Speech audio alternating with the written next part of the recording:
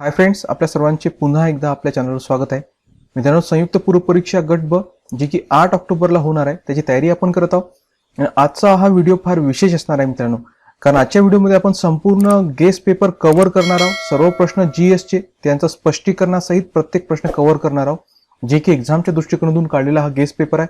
आणि फारच महत्त्वाचे मोस्ट इम्पॉर्टंट टॉपिक मधले प्रश्न याच्यात कव्हर केलेले आहे. एक्झामच्या दृष्टिकोनातून फार महत्त्वाचा पेपर आहे मित्रांनो. तुम्हाला कोणत्याही चॅनलवर या प्रकारे आपल्या स्वतःच्या टेस्ट सिरीज मधला पेपर कोणीही तुम्हाला समजावून सांगणार नाही.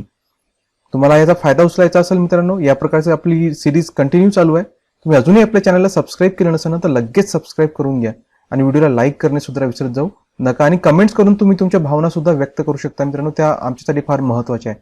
आणि तुम्हाला या प्रकारचे गेस्ट पेपर पाहिजे असतील, जे की आमच्या अकॅडमीतर्फे 10 टेस्ट पेपर या प्रकारचे गेस्ट पेपर काढण्यात आले आहे, ते तुम्हाला PDF स्वरूपात व्हॉट्सअपवर प्राप्त करू शकता.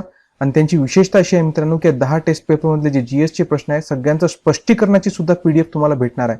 म्हणजे जवळपास 1000 प्रश्न, मोस्ट इम्पॉर्टंट प्रश्न त्यांच्या स्पष्टीकरणासह तुमच्या नजरेखालून जातील, जे की एक्झामच्या दृष्टिकोनातून जी 8 ऑक्टोबरला होत आहे तुम्हाला फार फायदेशीर ठरू शकतात. तर तुम्हाला जर हे जॉईन करायचं असेल 10 टेस्ट पेपरची जी टेस्ट सिरीज आहे, या मोबाईल नंबरवर तुम्ही कॉन्टॅक्ट करू शकता. व्हॉट्सअपवर फक्त एक हाय म्हणून मेसेज करा, तुम्हाला सगळ्या डिटेल्स तिथे प्राप्त होऊन जातील. आणि याची फीस नाममात्र 300 रुपये ठेवली आहे. याच्यामध्ये एकूण 10 पेपर तुम्हाला प्राप्त होतील व्हॉट्सअपवर PDF स्वरूपात, आणि त्याच्या स्पष्टीकरणाची PDF सुद्धा त्या पेपरमध्ये देण्यात आलेली आहे. ज्याला कोणाला जॉईन करायचं आहे या मोबाईल नंबरवर तुम्ही व्हॉट्सअपवर एक हाय म्हणून मेसेज करा, तुम्हाला सगळ्या डिटेल्स तिथे प्राप्त होऊन जातील. तर वेळ न करता चला आपण आजचा हा गेस्ट पेपर, संपूर्ण पेपर पाहूया. पहिला इथून इतिहासावर आधारित प्रश्न आहेत. तर बघा, पहिला प्रश्न, भारत सेवक समाजाचे मुख्य उद्दिष्ट कोणते होते? देशाच्या सेवेसाठी राष्ट्रीय प्रचारक तयार करणे, भारतीय जनतेच्या खऱ्या हितांना घटनात्मक मार्गाने संरक्षण देणे. तर या ठिकाणी मित्रांनो इथं कोणता सेवक सांगितलं? भारत सेवक समाज. आताच आपण थोडंफार याची माहिती घेऊया. तर भारत सेवक समाज हा निरपेक्ष मिशनरी वृत्तीने देश सेवा करण्यासाठी असलेला एक कटिबद्ध संस्था होती. आणि तिची स्थापना नामदार गोपाळकृष्ण गोखले यांनी 12 जून 1905 रोजी केली होती. 12 जून 1905 रोजी. ओके, हे लक्षात ठेवा. याच्यावर एखादा प्रश्न आला तर याचं उत्तर देता आलं पाहिजे. कोणी केली होती? गोपाळकृष्ण गोखले. गोपाळकृष्ण गोखले यांनी याची स्थापना केली होती. त्याच्यानंतर कुठे केली होती? तर ही पुणे या ठिकाणी केली होती. या संस्थेचे पहिले अध्यक्ष सुद्धा तेच होते. ते म्हणजे कोण? गोपाळकृष्ण गोखलेच होते. आणि या संस्थेचे पहिले अध्यक्ष ते होते. भारत सेवक समाजाच्या कार्यक्रम पत्रिकेत जे काही गोष्टी नोंदवल्या गेल्या त्याच्यामध्ये दुःख निवारण, समाजसेवा, सहकाराचा प्रसार, त्याच्यानंतर समाज शिक्षण आणि राजकीय जागृती, या सर्वांसाठी नवा तरुण वर्ग तयार करणे हा या भारत सेवक समाजाचा प्रमुख हेतू होता. निदान प्रत्येकाने 5 वर्षे समाजात राहून राहिल्याखेरीज कोणालाही त्याचे कायमस्वरूपी सदस्य होता येत नव्हतं. म्हणजे 5 वर्ष किमान भारत सेवक समाजामध्ये काम करावं लागायचं आणि त्याच्यानंतर त्यांना सदस्यता दिली जायची. या संस्थेचा मुख्य उद्देश होता की तरुण भारत सेवकांना प्रशिक्षित करून देशसेवेसाठी प्रवृत्त करणे, म्हणजे देशाच्या सेवेसाठी राष्ट्रीय प्रचारक तयार करणे. करेक्ट आहे. तसंच भारतीय जनतेच्या खऱ्या हितांना घटनात्मक मार्गाने संरक्षण देणे हा सुद्धा त्याचा खरा एक उद्देश होता. आणि त्यामुळेच भारत सेवक समाज हा सार्थक नाव त्यात देण्यात आलं. आणि नामदार गोखले यांनी भारत सेवक समाजाची घटना आणि त्या घटनेनुसार आवश्यक ती वर्तन नियमावली किंवा आचारसंहिता सुद्धा तयार केली होती. म्हणजे दोन्ही योग्य आहेत या ठिकाणी. हे दोन्ही याचे मुख्य उद्दिष्ट होते. म्हणजे ऑप्शन नंबर 3 याचं उत्तर असणार अ आणि ब. नेक्स्ट क्वेश्चन पाहूया. प्रश्न क्रमांक 2, दलितांमधले पहिले वृत्तपत्र वार्ताहर म्हणून कोणास ओळखलं जाते? तर दलितांमधील पहिले जे वृत्तपत्र वार्ताहर म्हणून गोपाळबाबा वलंकर यांना ओळखलं जाते. गोपाळबाबा हे कोकणातील महाड जवळील रावढळ या गावचे रहिवासी. लष्करातून ते 1886 साली निवृत्त झाले होते. म्हणजे सैनिक होते. 1886 साली निवृत्त झाले.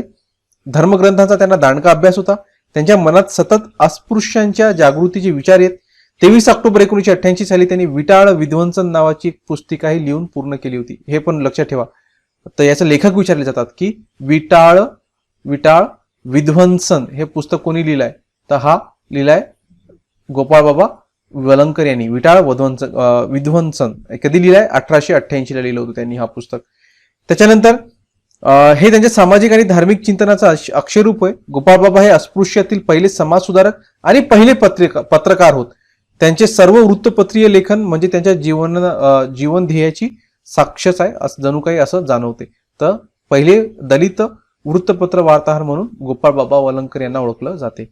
नेक्स्ट क्वेश्चन पाहूया. प्रश्न क्रमांक 3, राष्ट्रीय काँग्रेसच्या स्थापनेत महाराष्ट्रातील कोणत्या नेत्यांचा सहभाग होता? गोपाळकृष्ण गोखले, गंगाराम भाऊ मस्के, गोपाळ गणेश आगरकर आणि फिरोजशाह मेहता. तर इंडियन असोसिएशन ऑफ बंगाल जी की 1851 मध्ये म्हणजे आपण पार्श्वभूमी पाहूया की कसं राष्ट्रीय काँग्रेसची स्थापना झाली.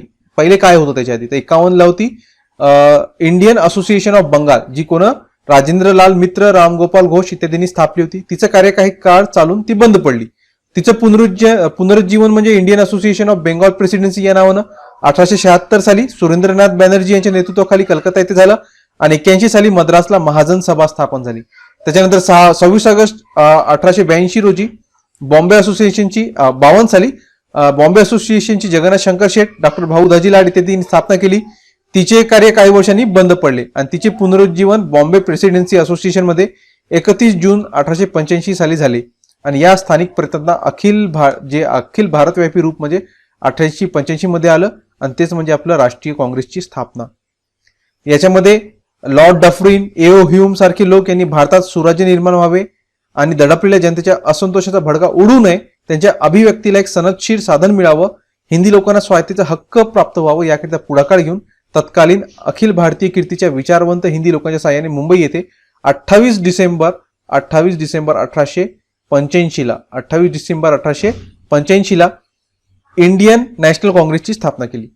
आणि याचं पहिलं जे मुंबई येथील गोवालिया टँक जवळील गोकुळदास तेजपाल संस्कृत पाठशाळेत जी सभा भरली होती त्याच्यामध्ये फिरोजशाह मेहता, दादाबाई नौरोजी, डी वाच्छा, न्यायमूर्ती गोपाळकृष्ण रानडे, मगो रानडे, बदरुद्दीन तय्यबजी, राघव भांडारकर, केटी तेलंग, त्याच्यानंतर P Anand, Charlu, S Subramaniam Iyer, Dewan Bahadur, Raghunath Keshav Pillai, N G Chandavarkar, गोग आगरकर, गंगाराम मस्के, एन जी चंदावरकर, त्याच्यानंतर इत्यादी मंडळीच्या अधिवेशनात उपस्थिती होती. म्हणजे याच्यातले जे नाव आहे तुम्हाला सगळेच आता इथं आलेच आहेत. गोपाळकृष्ण गोखले होते, गंगाराम मस्के होते, गोपाळ गणेश आगरकर होते आणि फिरोजशाह मेहता सुद्धा होते. म्हणजे सगळी महाराष्ट्रीयन व्यक्ती त्याच्या स्थापनेमध्ये सहभागी होती. म्हणजे उत्तर असणार ऑप्शन नंबर 4 ABCD हे सर्वच याच्यामध्ये सहभागी होते. नेक्स्ट क्वेश्चन, प्रश्न क्रमांक 4, जालियनवाला बाग हत्याकांडावर जालियनवाला बाग ही कविता कोणी लिहिली? ही कविता लिहिली आहे कुसुमाग्रज यांनी. ही कविता कोणी लिहिली आहे?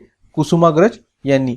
आणि त्याचं येशूला म्हणजे त्या कवितेचं काय आहे त्याच्यामध्ये एक कवी नाही का येशूला म्हणतो की तू नेहमी प्रेमाचा, शांतीचा आणि दयेचा संदेश दिलास, पण आज तुझे अनुयायी म्हणवणाऱ्यांनी बायका मुलांत गोळीबार केला, ही तुझ्या काळजात एक नवीन जखम आहे. अशी मार्मिक कविता कुसुमाग्रजांनी या जालियन बाग हत्याकांडावर आधारित लिहिलेली होती. प्रश्न क्रमांक 5, खालीलपैकी कोणती संस्था प्रार्थना समाजाशी संबंधित नव्हती? ओके, काय म्हटलंय? प्रार्थना समाजाशी संबंधित नव्हती. तर पहिले आपल्याला पाहावं लागेल की प्रार्थना समाजाशी संबंधित असणाऱ्या संस्था कोणत्या आहे आणि प्रार्थना समाज काय, कोण स्थापन केलं होतं? तर 19व्या शतकात धर्म सुधारणेच्या हेतून स्थापन झालेली एक चळवळ दादोबा पांडुरंग व डॉक्टर आत्माराम पांडुरंग यांच्या पुढाकाराने 31 मार्च 1867 ला याची स्थापना झाली होती. मुंबईमध्ये. कुठं झाली होती? मुंबई येथे झाली होती. आणि प्रार्थना समाजाने अस्पृश्यता निर्मूलन, स्त्री शिक्षण, विधवा विवाह, आंतरजाती विवाह इत्यादी क्षेत्रात बहुमोल कामगिरी केली. RG भांडारकर व न्यायमूर्ती महादेव गोविंद रानडे हे या प्रार्थना समाजाचे मुख्य आधारस्तंभ मानले जात होते. देशसेवेसाठी चांगले कार्यकर्ते निर्माण करण्यास उद्देशाने नामदार गोपाळकृष्ण गोखले यांनी सर्वंट्स ऑफ इंडिया सोसायटी निर्माण केली होती. त्याच्यानंतर अस्पृश्यांच्या उन्नतीसाठी महर्षी विठ्ठल रामजी शिंदे यांनी डिप्रेस्ड क्लास मिशनची स्थापना केली होती. हे सुद्धा प्रार्थना समाजाशी संबंधितच आहे. म्हणजे हा आपल्याला नव्हती विचारलो की हे संबंधित आहे डिप्रेस्ड क्लास मिशन. त्याच्यानंतर प्रार्थना समाजाच्या वतीने पंढरपूर येथे अनाथ बालकाश्रम स्थापन करण्यात आलं. म्हणजे हा सुद्धा प्रार्थना समाजाशी रिलेटेड आहे. त्याच्यानंतर याच्याशी संबंधित अजून एक सोशल सर्व्हिस लीग हे सुद्धा प्रार्थना समाजाशी रिलेटेड आहे. म्हणजे तिन्ही आहे. मग उरलं कोणतं? पुनर्विवाह उत्तेजक मंडळी ही प्रार्थना समाजाशी संबंधित नाहीये. मग ही कधीची आहे? तर पुनर्विवाह उत्तेजक मंडळी ही 1865 ला स्थापन झाली होती. म्हणजे प्रार्थना समाजाच्या 2 वर्ष आधीच ही न्यायमूर्ती मगो रानडे यांनी स्थापन केली होती. ही याची हिस्सा कोणाचा भाग नाहीये, हे प्रार्थना समाजाचा भाग नाही. 2 वर्ष आधीच त्याची स्थापन झाली होती पुनर्विवाह उत्तेजक मंडळी. आणि हाच याचं उत्तर असणार ऑप्शन नंबर 4, कारण आपल्याला नव्हती विचारलाय. नेक्स्ट क्वेश्चन पाहूया. प्रश्न क्रमांक 6, असहकार चळवळी दरम्यान स्थापन करण्यात आलेल्या राष्ट्रीय शिक्षण संस्थांची खालीलपैकी कोणती वैशिष्ट्ये होती?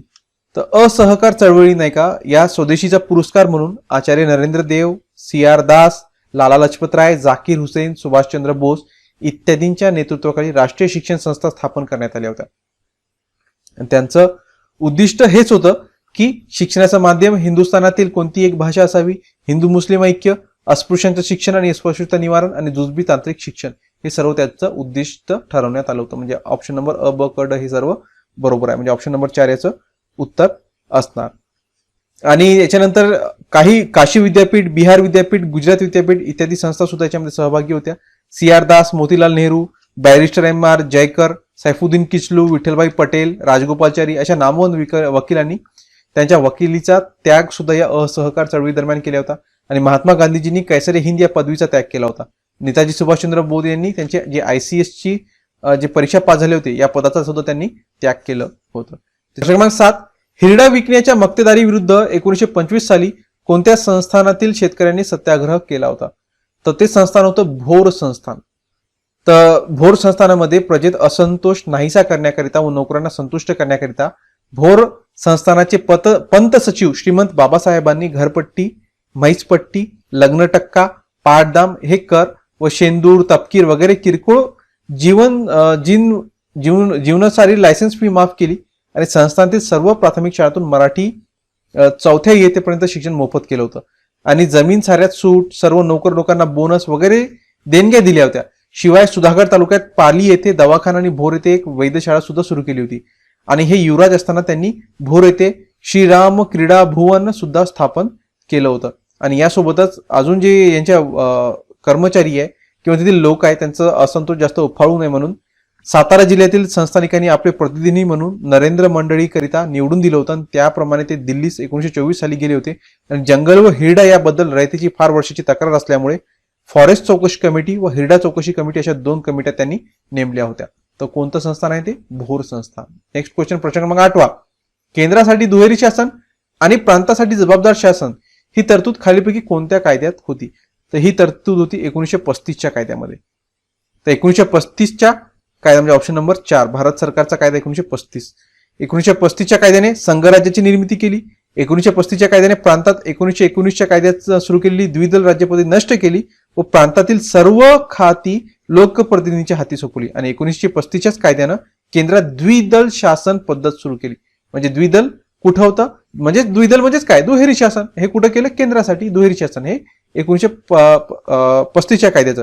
आणि या कायद्यानं जवळजवळ 14% लोकांना मताधिकार सुद्धा दिलं होतं. आणि भारत मंत्र्याची इंडिया कौन्सिल रद्द करण्यात आलं व सल्लागार मंडळीची स्थापना करण्यात आली. मुस्लिम, शीख, कामगार, ख्रिश्चन या सर्वांना कायद्याने स्वतंत्र मतदारसंघ देण्यात आलं. आणि याच कायद्याने ब्रह्मदेश हा भारतापासून वेगळं सुद्धा करण्यात आलं होतं. हा तुझा प्रश्न मोस्ट इम्पॉर्टंट लक्षात असू द्या की ब्रह्मदेश भारतातून कोणत्या कायद्याने वेगळा करण्यात आला? तर हा 1935च्या कायद्यानंच हा ब्रह्मदेश भारतातून वेगळा करण्यात आलं होतं. त्याच्यानंतर नेक्स्ट क्वेश्चन पाहूया. प्रश्न क्रमांक 9. मुळशी सत्याग्रहातील पहिले सत्याग्रही कोण होते? तर सेनापती बापटांबरोबर शंकरराव देव यांनी याच्यात सहभाग घेतला नंतर याच्यातील ते पहिले सत्याग्रही होते शंकरराव देव.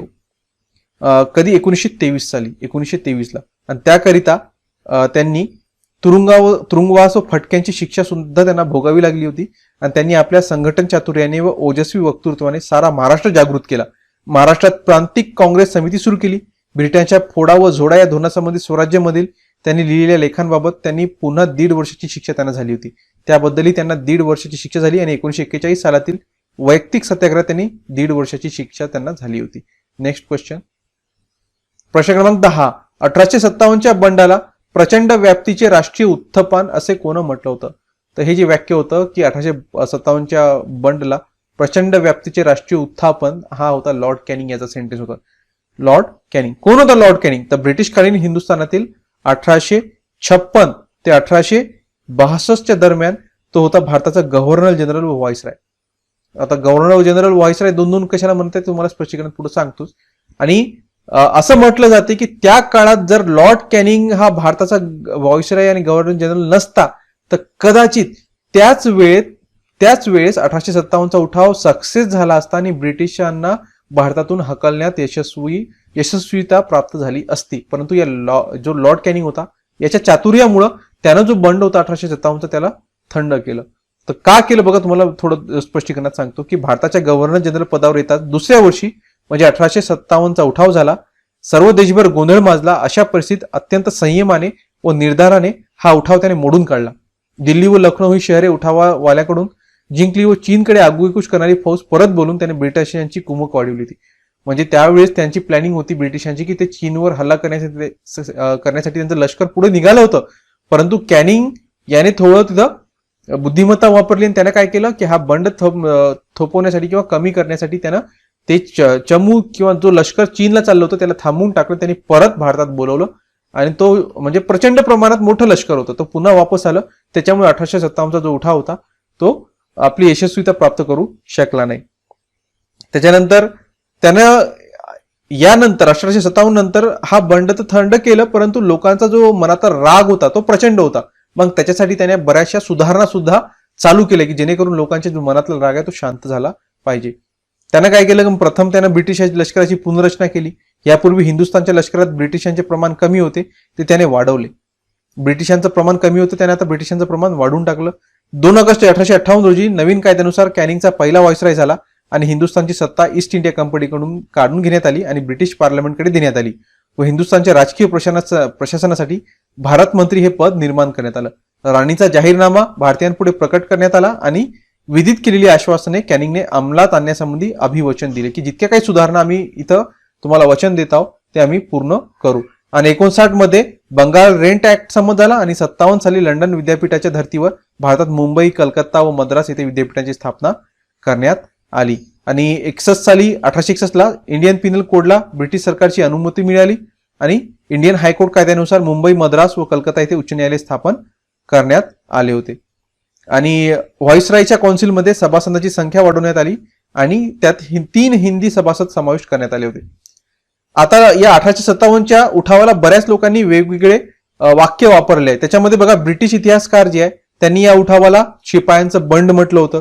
Sir John Lawrence, John silly, P Roberts या इंग्रज इतिहासकारांनी या उठावाला शिपायांचं बंड म्हटलं होतं. त्यांच्यामध्ये या उठावामागे सैन्यातील काही असंतुष्ट शिपायांचा वैयक्तिक स्वार्थ होता. उठावामध्ये राष्ट्रभक्तीची भावना नव्हती. प्राचार्य नर फाटक यांनी या प्रसिद्ध भारतीय विचारवंताने असं म्हटलं होतं आणि त्याला त्यांनी 1857ची शिपाई गर्दी असं फाटक यांनी याला म्हटलं होतं. तर हा जो वाक्य होता की प्रचंड व्याप्तीचं राष्ट्रीय उत्थापन हा कोण म्हटलं होतं, हा लॉर्ड कॅनिंगने म्हटलं होतं. प्रश्न क्रमांक 11, संयुक्त महाराष्ट्र आंदोलनात खालीलपैकी कोणकोणत्या वृत्तपत्रांनी जनजागृतीचं कार्य केलं. तर याच्यामध्ये नाही का जे प्रमुख होतं त्यावेळेस लोकसत्ता हा जो वृत्तपत्र होता हा फार ख्याती होता, म्हणजे याचा फार चालायचं त्यावेळेस. परंतु यांनी नाही का सरळ सरळ जो संयुक्त महाराष्ट्र आहे याच्यात त्यांनी सपोर्ट तर केलं नाही, उलट त्याचा विरोध जास्त होता या वृत्तपत्राचा.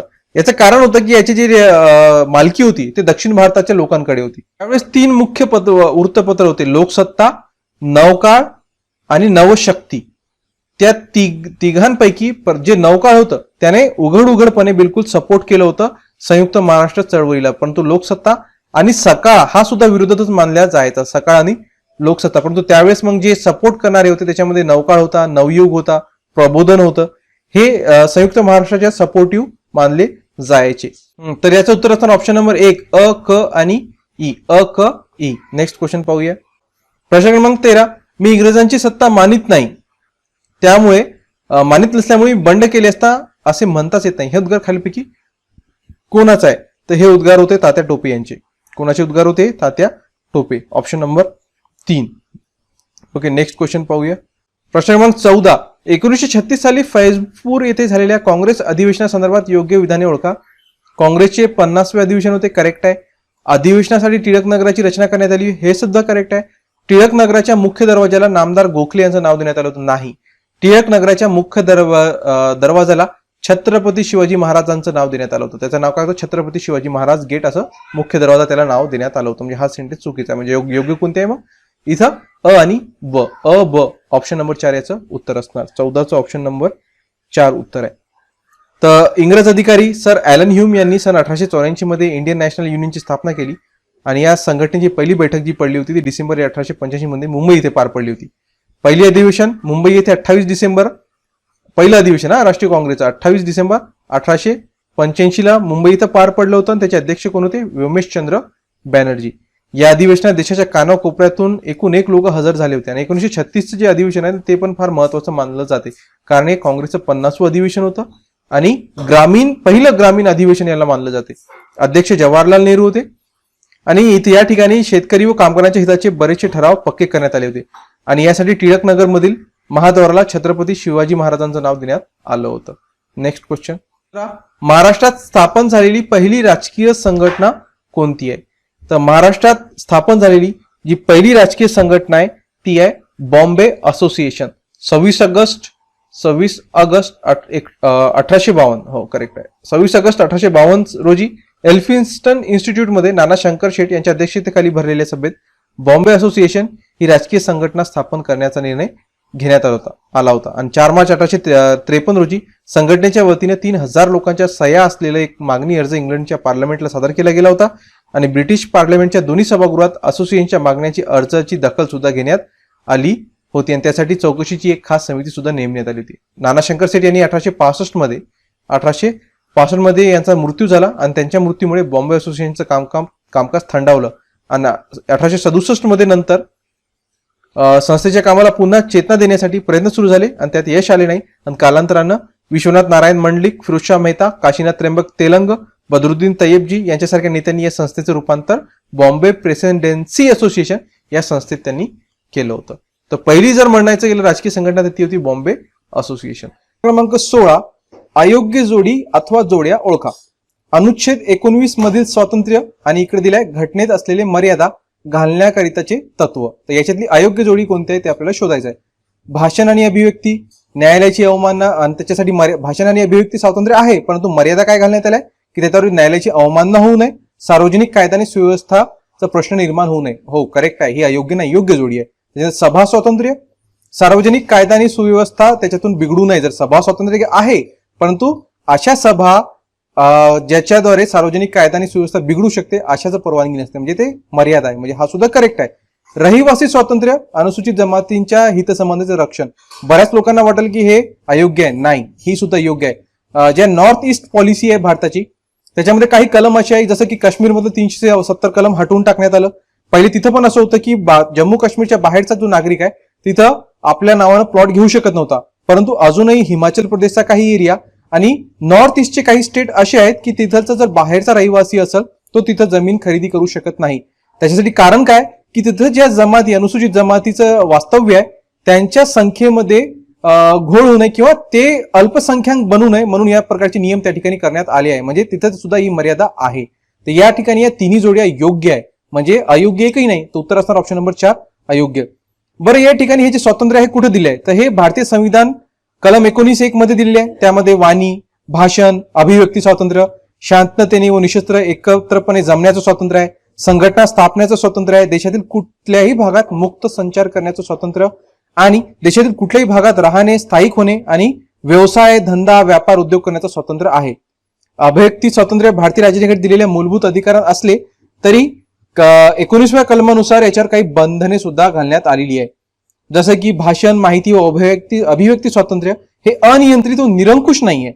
देशाचं सार्वभौमत्व, राष्ट्रीय एकात्मता, राष्ट्रीय सुरक्षा, मैत्रीपूर्ण आंतरराष्ट्रीय संबंध, सार्वजनिक कायदा आणि सुव्यवस्था जर बिघडत असेल, या गोष्टींचा भंग होत असल्यास किंवा न्यायालयाची अवमानना, बदनामी, गुन्ह्यास प्रोत्साहन भेटत असल्यास किंवा एखाद्या व्यक्तीच्या, धर्माच्या, समूहाच्या अभिव्यक्ती स्वातंत्र्याला योग्य अथवा वाजवी मर्यादा आणणारं कायदा करण्यात आलेलं आहे. म्हणजे तुम्हाला स्वातंत्र्य आहे परंतु त्याच्यावर माफक बंधने सुद्धा घालण्यात आलेली आहे. नेक्स्ट क्वेश्चन पाहूया.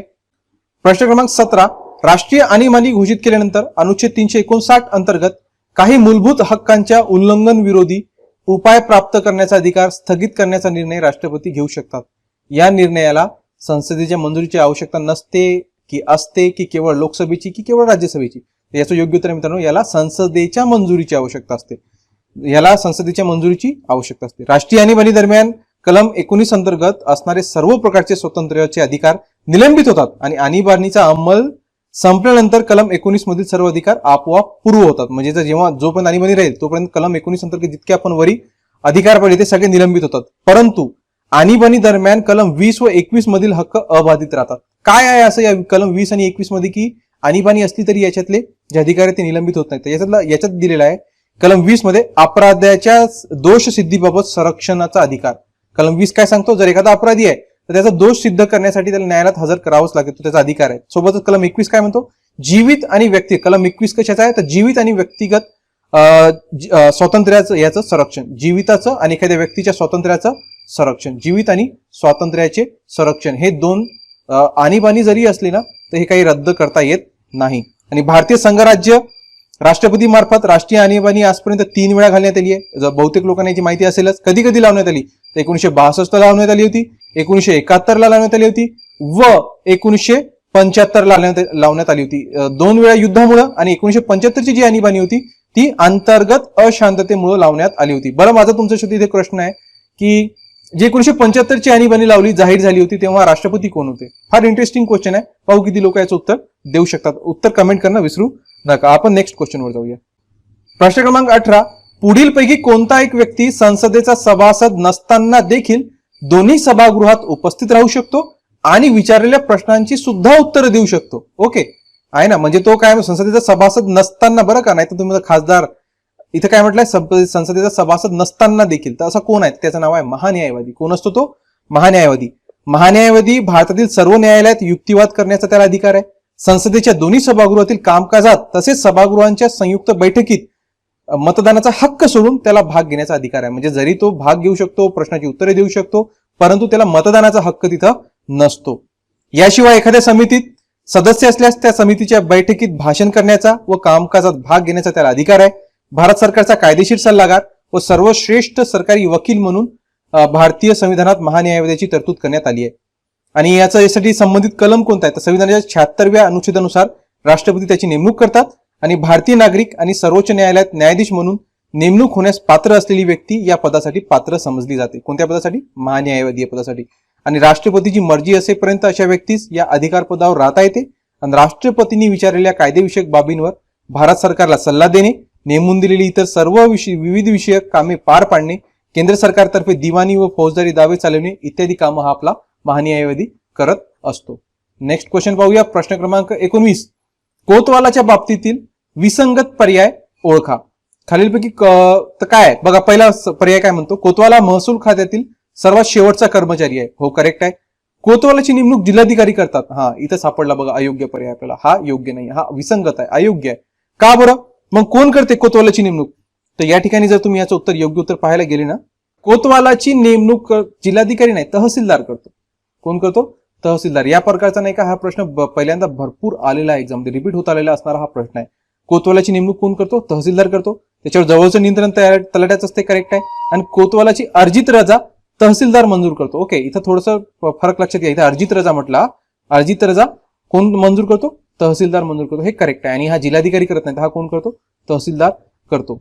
त्याच्यानंतर कोतवालाला दर 6 महिन्यास 15 दिवस किंवा वर्षाला 30 दिवस अर्जित रजा मंजूर होतात. आणि 8 दिवसांची किरकोळ रजा कोण करू शकते तर तलाठी करू शकते त्याची मंजूर. 8 दिवसापर्यंतची किरकोळ रजा जी आहे ती तलाठी मंजूर करू शकतो, पण अर्जित रजा जी आहे ती तहसीलदार करतो. Next question. प्रश्न क्रमांक 20, आणीबाणीच्या कालखंडात पुढीलपैकी राष्ट्रपतीला नसलेला अधिकार कोणता तो ओळखा. एखाद्या राज्यात राजकीय अस्थिरता निर्माण झाल्यास आणीबाणी घोषित करणे. हो, हा अधिकार तर असतोच त्याला. युद्धजन्य परिस्थितीमुळे सुरक्षिततेच्या कारणावरून त्या प्रदेशात आणीबाणी लागू करतो. हो, हे सुद्धा करेक्ट आहे. पंजाबमध्ये झालेलं आहे. आणीबाणी लागू केल्यास राज्याचा मुख्यमंत्री निवडणे. नाही, हा अधिकार राष्ट्रपतीला नसतो. म्हणजे मुख्यमंत्री निवडण्याचा त्याला अधिकार नसतो. म्हणजे 20चं असणार ऑप्शन नंबर 3 याचं उत्तर आहे. राष्ट्रपतीचे आणीबाणी विषय काही अधिकार आहे. त्याच्यामध्ये भारतीय घटनेच्या 18व्या भागात कलम 352 ते 360 मध्ये आणीबाणी विषयक तरतुदी दिल्या आहेत. 352 काय सांगते? कलम 352 सांगतो की बाह्य आक्रमण किंवा युद्धाच्या परिस्थितीत राज्याच्या सुरक्षितता धोक्यात आल्यास राष्ट्रपती आणीबाणी घोषित करतो. हे काय 352 आहे, कलम 352. त्याच्यानंतर एक आहे कलम 356. कलम 356 काय सांगतो? एखाद्या घटक राज्यात राजकीय अस्थिरता निर्माण झाल्यास राष्ट्रपती तिथे आणीबाणी घोषित करतो. आणि अजून एक कोणता आहे? कलम आहे 360.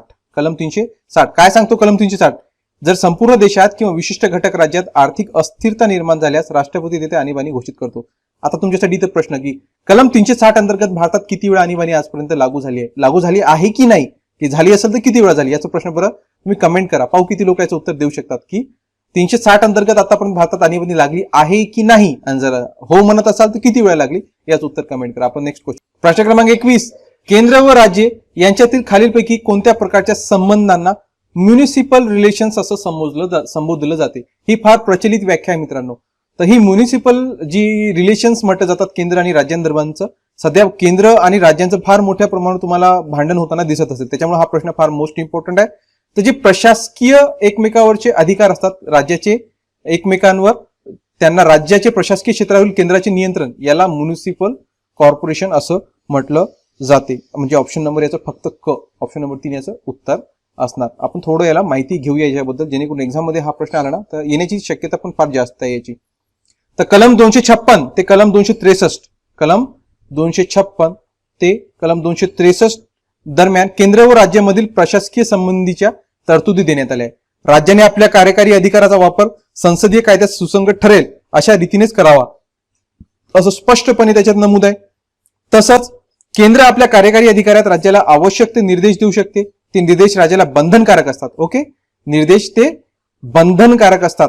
आणि सोबतच राष्ट्रीय व लष्करी महत्वाच्या दळणवळणाच्या साधनांची बांधणी व त्यांचे संरक्षण याबाबत राज्यांना केंद्र निर्देश देऊ शकतो. रेल्वे सुरक्षा, अल्पसंख्याक प्रशिक्षण, अनुसूचित जमातीच्या कल्याणासाठी योजनांची अंमलबजावणी इत्यादी विषय केंद्र राज्यांना निर्देश देते. आणि केंद्र राज्य परस्परांना आपल्या कार्यकारी अधिकार प्रदान करू शकतात, तसेच कायदेविषयक अधिकार प्रदान करू शकत नाही. ओके, केंद्र राज्य परस्परांना कार्यकारी अधिकार, कोणते अधिकार प्रदान करू शकतात? कार्यकारी अधिकार प्रदान करू शकतात, परंतु जे कायदेविषयक अधिकार आहे ना त्यांना एकमेकांना प्रदान करता येत नाही. आणि राष्ट्रपती केंद्राचे कार्यकारी अधिकार राज्याकडे त्याच्या संमतीने सोपवू शकतो. राज्यपाल राज्याचे कोणतेही कार्यकारी अधिकार केंद्राकडे सोपवू शकतो. कलम 263 नुसार राष्ट्रपती केंद्र व राज्यांमधील समन्वयासाठी आंतरराज्य परिषद स्थापन करू शकतात. आणि अशी परिषद 1990 मध्ये स्थापन सुद्धा करण्यात आली होती. ओके, हा प्रश्न पण, हा पॉईंट पण फार मोस्ट इम्पॉर्टंट लक्षात ठेवा की कलम 263 अनुसार राष्ट्रपती केंद्र व राज्यातील समन्वयासाठी आंतरराज्यीय परिषद स्थापन करू शकतो. आणि अशी परिषद एकदा कधी स्थापन झाली आहे? 1990 मध्ये. नेक्स्ट क्वेश्चन पाहूया. प्रश्न क्रमांक 22, राज्यपालाच्या अर्थविषयक अधिकारातील चुकीचा पर्याय ओळखा. तर काय म्हणतात बघा, त्याच्या पूर्व परवानगीशिवाय धनविधेयक विधानसभेत मांडता येत नाही. दर 5 वर्षांनी राज्यपाल वित्त आयोगाची नेमणूक करतो. राज्याच्या आकस्मिक निधीतून खर्च करण्यासाठी राज्यपालाची आवश्यकता असते. आणि आणीबाणीच्या कालखंडात देशातील अधिकाऱ्यांचे वेतन स्थगित करू शकतो. नाही, हा अधिकार राज्यपालाचं नाही. वरचे 3 आहे, परंतु चौथा हा ऑप्शन याचं चुकीचं आहे. तर याला राज्यपालाला आणीबाणीच्या याच्यात 3 वेगवेगळ्या प्रकारचे अधिकार प्राप्त होतात. त्याच्यामध्ये कार्यकारी अधिकार, राज्य शासनाचा संपूर्ण शासकीय कारभार राज्यपालाचे नावे चालवले जातो. त्याच्यानंतर कायदेविषयक अधिकार, राज्य शासनाचे काम सोयीस्कररित्या पार पडावे यासाठी त्या कामाची मंत्र्यांमध्ये विभागणी करण्यासाठी राज्यपाल नियम करतात. आणि अर्थविषयक अधिकार आहे राज्यपालाचं की राज्याचे वार्षिक अंदाजपत्रक विधानसभेत सादर करताना राज्यपालाची परवानगी आवश्यकता असते. न्यायिक अधिकार आहे, त्याच्यामध्ये उच्च न्यायालयातील न्यायाधीशाची नेमणूक करताना राष्ट्रपती राज्यपालांचा सल्ला घेतात आणि उच्च न्यायालयाच्या न्यायाधीशांना राज्यपाल शपथ देतात. नेक्स्ट क्वेश्चन, प्रश्न क्रमांक 23, योग्य जोड्या लावा. इकडे दिलाय सरपंच कलम 40, कलम 243 आणि उपसरपंच. आणि या ठिकाणी त्यांचं कार्य ग्रामपंचायत संघटन, ग्रामसभेची व्याख्या, ग्रामसभेचे अध्यक्ष, सरपंचाच्या अनुपस्थित ग्रामपंचायतची बैठक, या प्रकारचे मुद्दे या बाजूला दिले आहेत. आपल्याला यांच्या योग्य जोड्या जुळवायला सांगितले. तर या ठिकाणी बघा यांच्या योग्य जोड्या होतात. पहिलं सरपंच. सरपंच ग्रामसभेचा हा अध्यक्ष असतो. ग्रामसभेला पदाधिकारी नाहीत, ग्रामसभेला एकच अध्यक्ष असतो. आणि निवडणूक झाल्यानंतरच्या पहिल्या ग्रामसभेचा अध्यक्ष व आर्थिक वर्षातील पहिल्या ग्रामसभेचा अध्यक्ष हा सरपंच असतो. जर सरपंच अनुपस्थित असेल तर उपसरपंच अध्यक्ष राहतो. आणि इतर ग्रामसभेसाठी ग्रामसभेत उपस्थित असलेल्या सभासदापैकी एकाची बहुमताने अध्यक्ष म्हणून निवड करावी लागते. हे सगळं कशात दिलंय तर 1959 च्या अधिनियम क्रमांक 3 मध्ये या सगळं माहिती दिली आहे. त्याच्यानंतर कलम 40. कलम 40 काय म्हणते? कलम 40 आहे ग्रामपंचायतीच्या संघटना संबंधीचं. कलम 243 आहे ग्रामसभेची व्याख्या याच्यामध्ये सांगण्यात आली आहे. ग्रामसभेला मुंबई ग्रामपंचायत अधिनियम 1958 व 73व्या घटना दुरुस्तीमुळे घटनात्मक दर्जा प्राप्त झालेला आहे. राज्यघटनेच्या कलम 243 अ मध्ये याबाबत स्पष्ट उल्लेख करण्यात आलेला आहे. त्यानंतर आहे डी नंबरचा आहे म्हणजे उपसरपंच. आणि उपसरपंचचं काय? सरपंचाच्या अनुपस्थितीत ग्रामपंचायतीचे अध्यक्ष तो राहतो. नेक्स्ट क्वेश्चन, प्रश्न क्रमांक 24, लोकसभेचे असणारे सदस्यत्व ओळखा. ओके, सद्यस्थिती हे खोडावं लागेल, काही बदलत राहते. जर आपण लोकसभेचं असणारं सदस्यत्व पाहायला गेलो ना तर राज्यांचं 530 आहे, केंद्रशासितांचं 20 आहे आणि अँग्लो इंडियनसाठी 2 आहे. याच्यात थोडंसं विवादास्पद असं एक आता हा झालाय की 2020 पासून आता हे 2 अँग्लो इंडियनची जी आहे ना हे रद्द करण्यात आलंय. हा मुद्दा आता इथं रद्द करण्यात आलेला आहे. तर सध्याच्या घडीला म्हणजे अजून जी मागची 2019 लोकसभा झाली त्याच्यात तर हे 1 नंबरचं करेक्ट आहे, पण याच्या पुढे जे लोकसभा होती ना तर ते अँग्लो इंडियन तुम्हाला दिसणार नाहीये. तर भारताच्या राज्यघटनेमध्ये लोकसभेचे सदस्य एकूण आहे 552. याची विभागणी कशी करण्यात आली? 552 म्हणजे 550 प्लस 2 असतात, हे 2 अँग्लो इंडियन असतात आहे ना. त्यामध्ये 530 सदस्य हे राज्यांमधून येतात, त्याच्यात नंतर 20 हे केंद्रशासित प्रदेशांमधून येतात, तर त्यामधील 2 सदस्य अँग्लो इंडियनचे राहतात.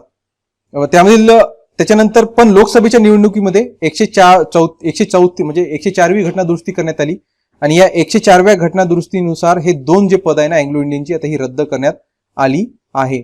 आणि आता या राखीव जागा 2020 पासून रद्द करण्यात आलेल्या आहे. आता 2020 पासून या रद्द करण्यात आलेल्या आहे. हे 2 आता तुम्हाला दिसणार नाहीये. नेक्स्ट क्वेश्चन, प्रश्न क्रमांक 25, जिल्हा परिषदेच्या बाबतीतील अयोग्य पर्याय ओळखा. जिल्हा परिषदेची स्थापना महाराष्ट्र जिल्हा पंचायत समिती अधिनियम 1961 नुसार झाली, करेक्ट आहे. महाराष्ट्रात सध्या 35 जिल्हा परिषद नाही, चुकीचा आहे. हा तर फार चुकीचा आहे. हा तर प्रायमरी बेसिक स्टडी जरी असेल तर आपण याचं सहज उत्तर सांगू शकतो की हा ऑप्शन चुकीचा आहे. बरं, जिल्हा परिषद आहेत किती मग? हा प्रश्न मी तुमच्यासाठी ठेवतो. याचं उत्तर, या प्रश्नाचं उत्तर तुम्ही नक्की कमेंट करा. सोपा प्रश्न आहे. महाराष्ट्रात एकूण जिल्हा परिषदा किती आहे आणि कुठं नाही आहे जिल्हा परिषदा ते सुद्धा सांगा. त्याच्यानंतर जिल्हा परिषदेचा सचिव उपमुख्य कार्यकारी अधिकारी असतो, करेक्ट आहे. जिल्हा परिषदेमध्ये एकूण 10 विषय समिती असतात, हा सुद्धा करेक्ट आहे. याच्यातलं आपल्याला अयोग्य विचारलं, अनयोग्य आहे ऑप्शन नंबर 2 ते आपल्याला भेटलेलं आहे.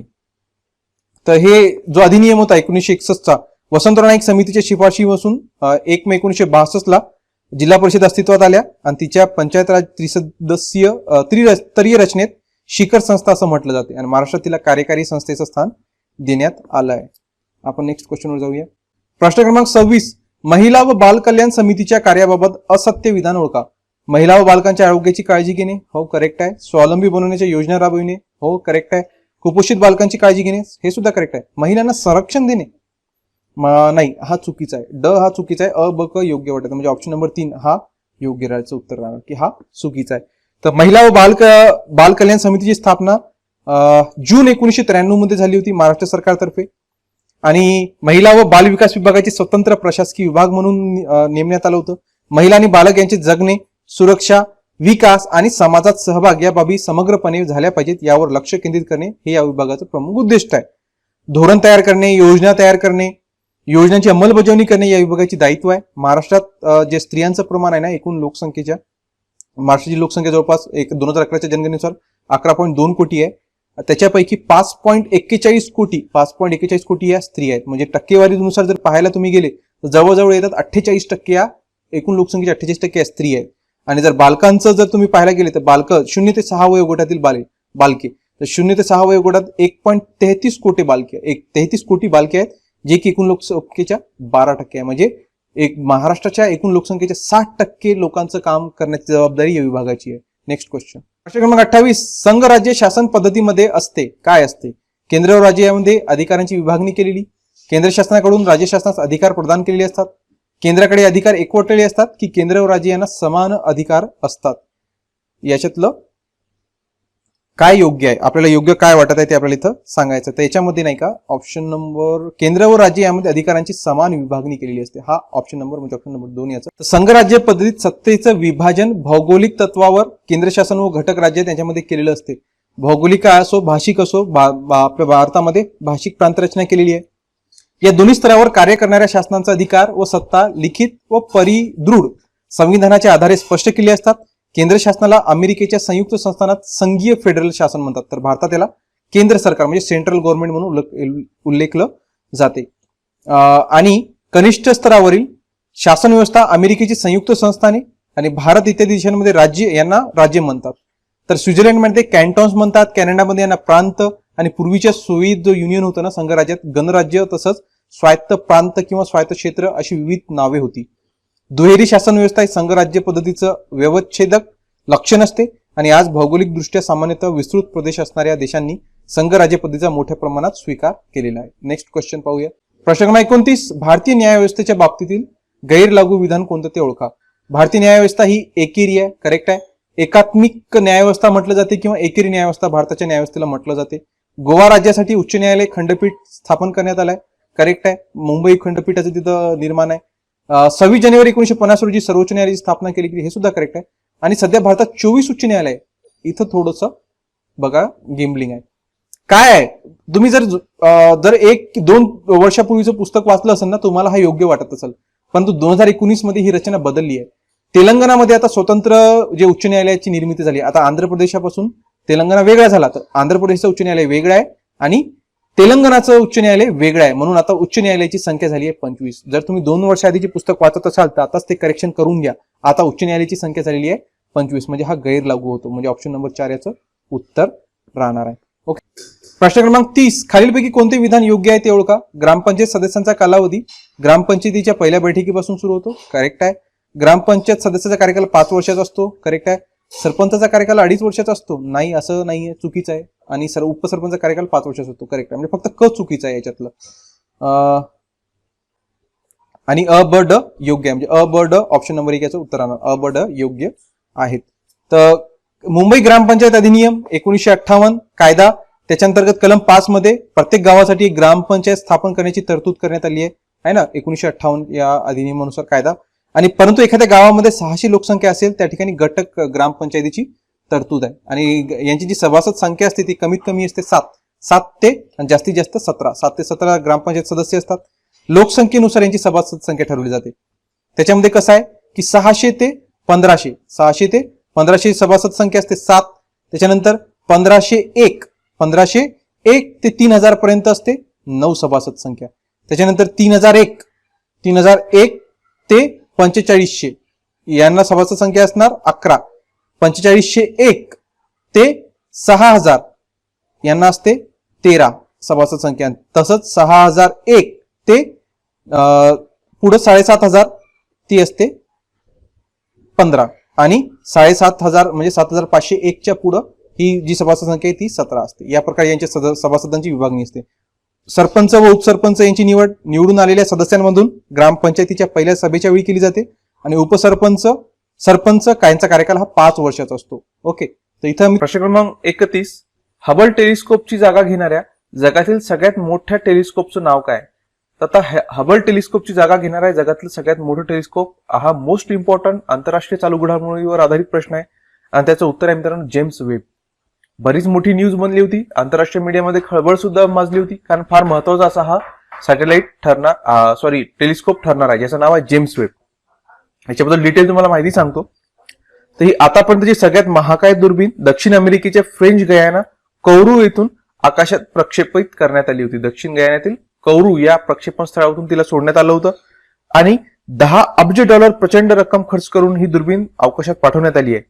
युरोपियन स्पेस एजन्सी एरियन 5 या शक्तिशाली रॉकेटने याला प्रक्षेपित करण्यात आलं. एरियन 5. ओके. आणि कोणाचा एरियन 5? युरोपियन स्पेस एजन्सीचा आहे तो.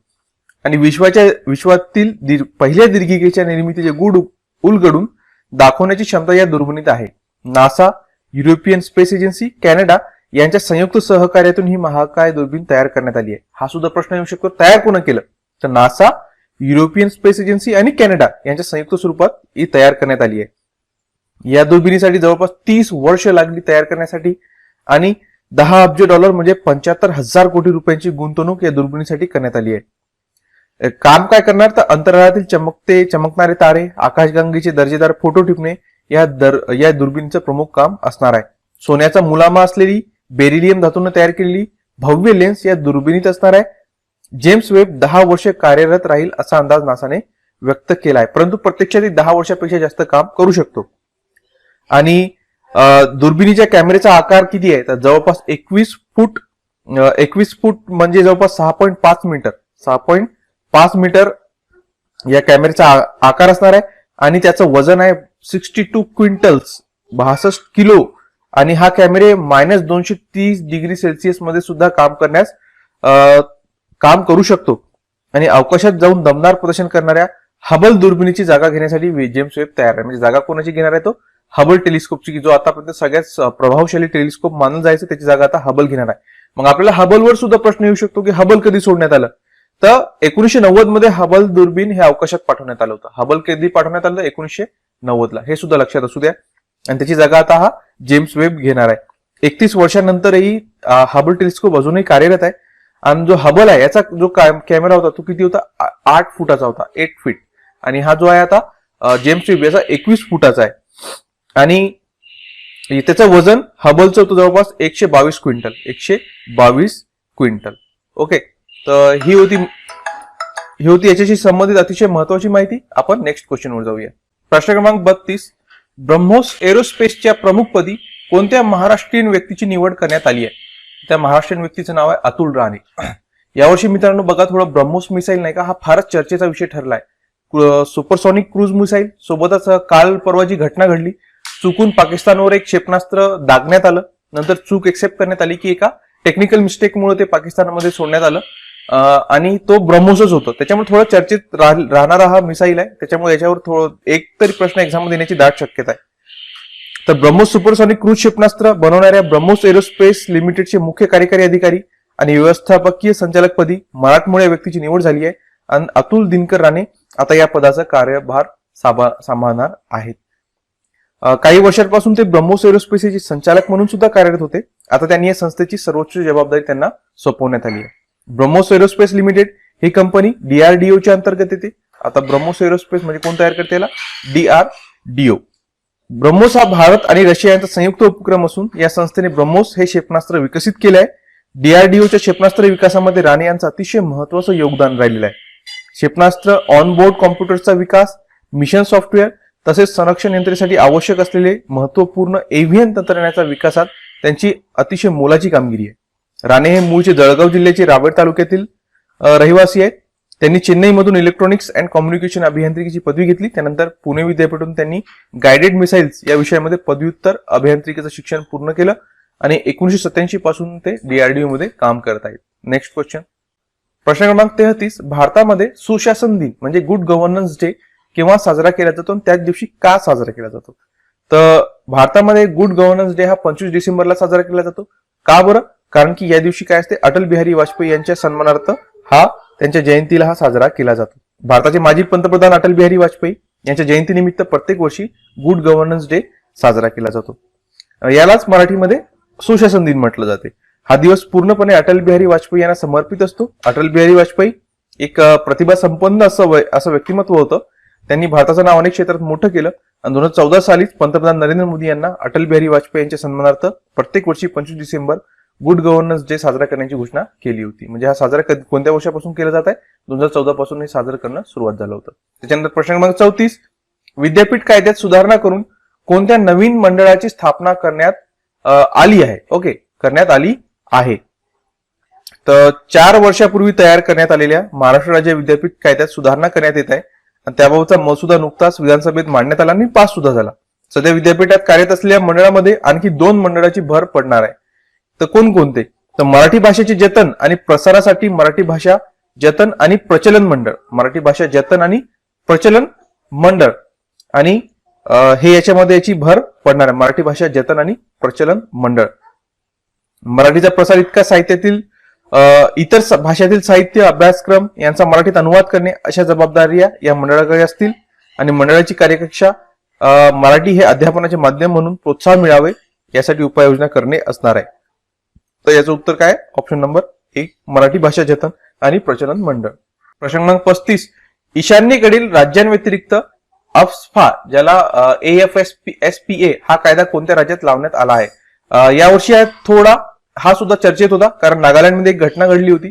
तिथे सैनिकांच्या गोळीबारामध्ये सामान्य नागरिकांचा मृत्यू झाला होता. मग हा कायदा तिथून काढून टाकण्यात यावा अशा मागण्या होऊ लागल्या होत्या. त्याच्यामुळे थोडा चर्चेचा विषय ठरला होता. त्याच्यामुळे हा सुद्धा आपल्या एक्झामच्या दृष्टिकोनातून फार महत्वाचा ठरतो.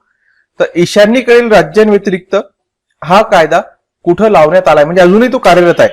तर पंजाब राज्यात खलिस्तानीवादी फुटीरतावादी चळवळी विरोधात 1983 ते 1997 पर्यंत जवळपास 14 वर्ष हा पंजाबमध्ये लागू होता. परंतु 97 मध्ये 14 वर्षाच्या दीर्घ कालावधीनंतर एकंदरीत पंजाबची गाडी रुळावर आली. नंतर हा कायदा तिथून उठवण्यात आला होता. तसेच 1990 पासून ते आजपर्यंत हा जम्मू काश्मीरमध्ये लागून आहे. कधीपासून? 1990 ते आजपर्यंत, म्हणजे आताही तिथे हे लागून आहे. तर ईशान्येच्या राज्यांव्यतिरिक्त जम्मू काश्मीरमध्ये हा लागून आहे. म्हणजे ऑप्शन नंबर 2 याचं उत्तर येईल. पंजाबमध्ये होतं, परंतु कधी? 97 पर्यंत, आता नाहीये. Okay, next question. प्रश्न क्रमांक 36. नीती आयोगाने प्रसिद्ध केलेल्या हेल्थ इंडेक्स जी 4थी आवृत्ती होती त्याची अहवालानुसार प्रथम 3 क्रमांकाची राज्ये कोणती? मोस्ट इम्पॉर्टंट आहे. कोरोनाच्या दृष्टिकोनातून या इंडेक्सला फार महत्व देण्यात आलं होतं. तर या हेल्थ इंडेक्स अहवालानुसार जी प्रथम क्रमांकाची 3 राज्य होती त्याच्यामध्ये केरळ, तामिळनाडू आणि तेलंगणा असा क्रम होता. पहिल्या नंबरला केरळ, 2 नंबर तामिळनाडू आणि 3 नंबरला होता तेलंगणा. नीती आयोगाने देशातील सार्वजनिक आरोग्य सेवांची परिस्थिती दर्शवणाऱ्या सार्वजनिक आरोग्यविषयक अहवाल म्हणजे हेल्थ इंडेक्सची 4थी आवृत्ती सोमवारी प्रसिद्ध केली आणि सार्वजनिक आरोग्य सेवेच्या निकषावर भारतात केवळ राज्यातील सार्वजनिक आरोग्य सेवेची परिस्थिती सर्वोत्तम असल्याची नीती आयोगाने पाहणीतून समोर आलं. केरळ खालोखाल तामिळनाडू आणि तेलंगणा राज्यांना अनुक्रम 2रं आणि 3रं स्थान पटकावलं होतं आणि उत्तर प्रदेश सार्वजनिक आरोग्य चित्र सर्वात निकृष्ट असल्याचं त्या हेल्थ इंडेक्स मध्ये सांगण्यात आलं होतं. त्याच्यानंतर प्रश्न क्रमांक 37, साहित्य अकादमी युवा पुरस्कार 2021 कोणाला जाहीर झाला आहे? तर तरुणांचे लाडके लेखक प्रणव सकदेव यांच्या काळे कोरडे स्ट्रोक्स या कादंबरीला साहित्य अकादमीचा युवा पुरस्कार जाहीर झाला होता. प्रणव सकदेव त्यांची कादंबरीचं नाव काय? काळे करडे स्ट्रोक्स. आणि 22 प्रादेशिक भाषांसाठी युवा पुरस्कार घोषित करण्यात आले होते. प्रश्न क्रमांक 38, 1 जानेवारी 2022 रोजी कोणत्या करारान्वये भारत पाकिस्तानने आपापल्या आण्विक प्रतिष्ठानांची यादी एकमेकांना सुपूर्द केली आहे? तर हा जो करार आहे ना, या करारान्वये दरवर्षी 1 जानेवारीला भारत आणि पाकिस्तान यांना आपापल्या ज्या आण्विक प्रतिष्ठान आहे यांची यादी एकमेकांना द्यावी लागते असा करार आहे. तर तो करार कोणता? तर 31 डिसेंबर 1988 रोजी हा करार झाला. 31 डिसेंबर 1988 हा करार आहे, ज्यात अण्वस्त्र आणि सुविधांवरील हल्ल्यांच्या प्रतिबंधांवरील कराराची तरतूद, अण्वस्त्र आणि सुविधांवरील हल्ल्यांच्या प्रतिबंधांवरील कराराची तरतूद असं याचं नाव आहे. या अंतर्गत दरवर्षी 1 तारखेला भारत आणि पाकिस्तान यांना आपापल्या ज्या आण्विक प्रतिष्ठान आहे त्यांची यादी एकमेकाला सुपूर्द करावी लागते. नेक्स्ट क्वेश्चन पाहूया. प्रश्न क्रमांक 39, खालीलपैकी कोणती विधाने योग्य आहे ते सांगा. विधान बघा, ज्या शेतकरी दाम्पत्यास मुलगी होते त्या मुलीच्या जन्मानंतर येणाऱ्या पहिल्या पावसाळ्यामध्ये नजीकच्या सामाजिक वनीकरणाच्या रोपे वाटिकेतून 10 रोपे ग्रामपंचायतीमार्फत विनामूल्य दिली जातात. करेक्ट आहे. या 10 रोपांमध्ये 5 रोपे सागाची, 2 रोपे आंबा, 1 रोप फणस, 1 जांभूळ आणि 1 चिंच अशी रोपे असतात. हे सुद्धा करेक्ट आहे. 1 मुलगा किंवा 1 मुलगी अथवा दोन्ही मुली ज्या कुटुंबात असतील त्यांनाच या योजनेचा लाभ दिला जातो. करेक्ट आहे. तिन्हीचे तिन्ही सेंटेन्स करेक्ट आहे. ही योजना लक्षात ठेवा मित्रांनो, तिन्ही याच्यातले करेक्ट आहे. म्हणजे उत्तर असताना ऑप्शन नंबर 2 अ, ब आणि ख. नेक्स्ट क्वेश्चन, प्रश्न क्रमांक 40, योग्य जोड्या लावा. स्तंभ अ आणि ब. इकडे वित्त आयोगाची नावं दिली आहे आणि त्यांचे अध्यक्ष कोण होतं हे आपल्याला सांगायचं आहे.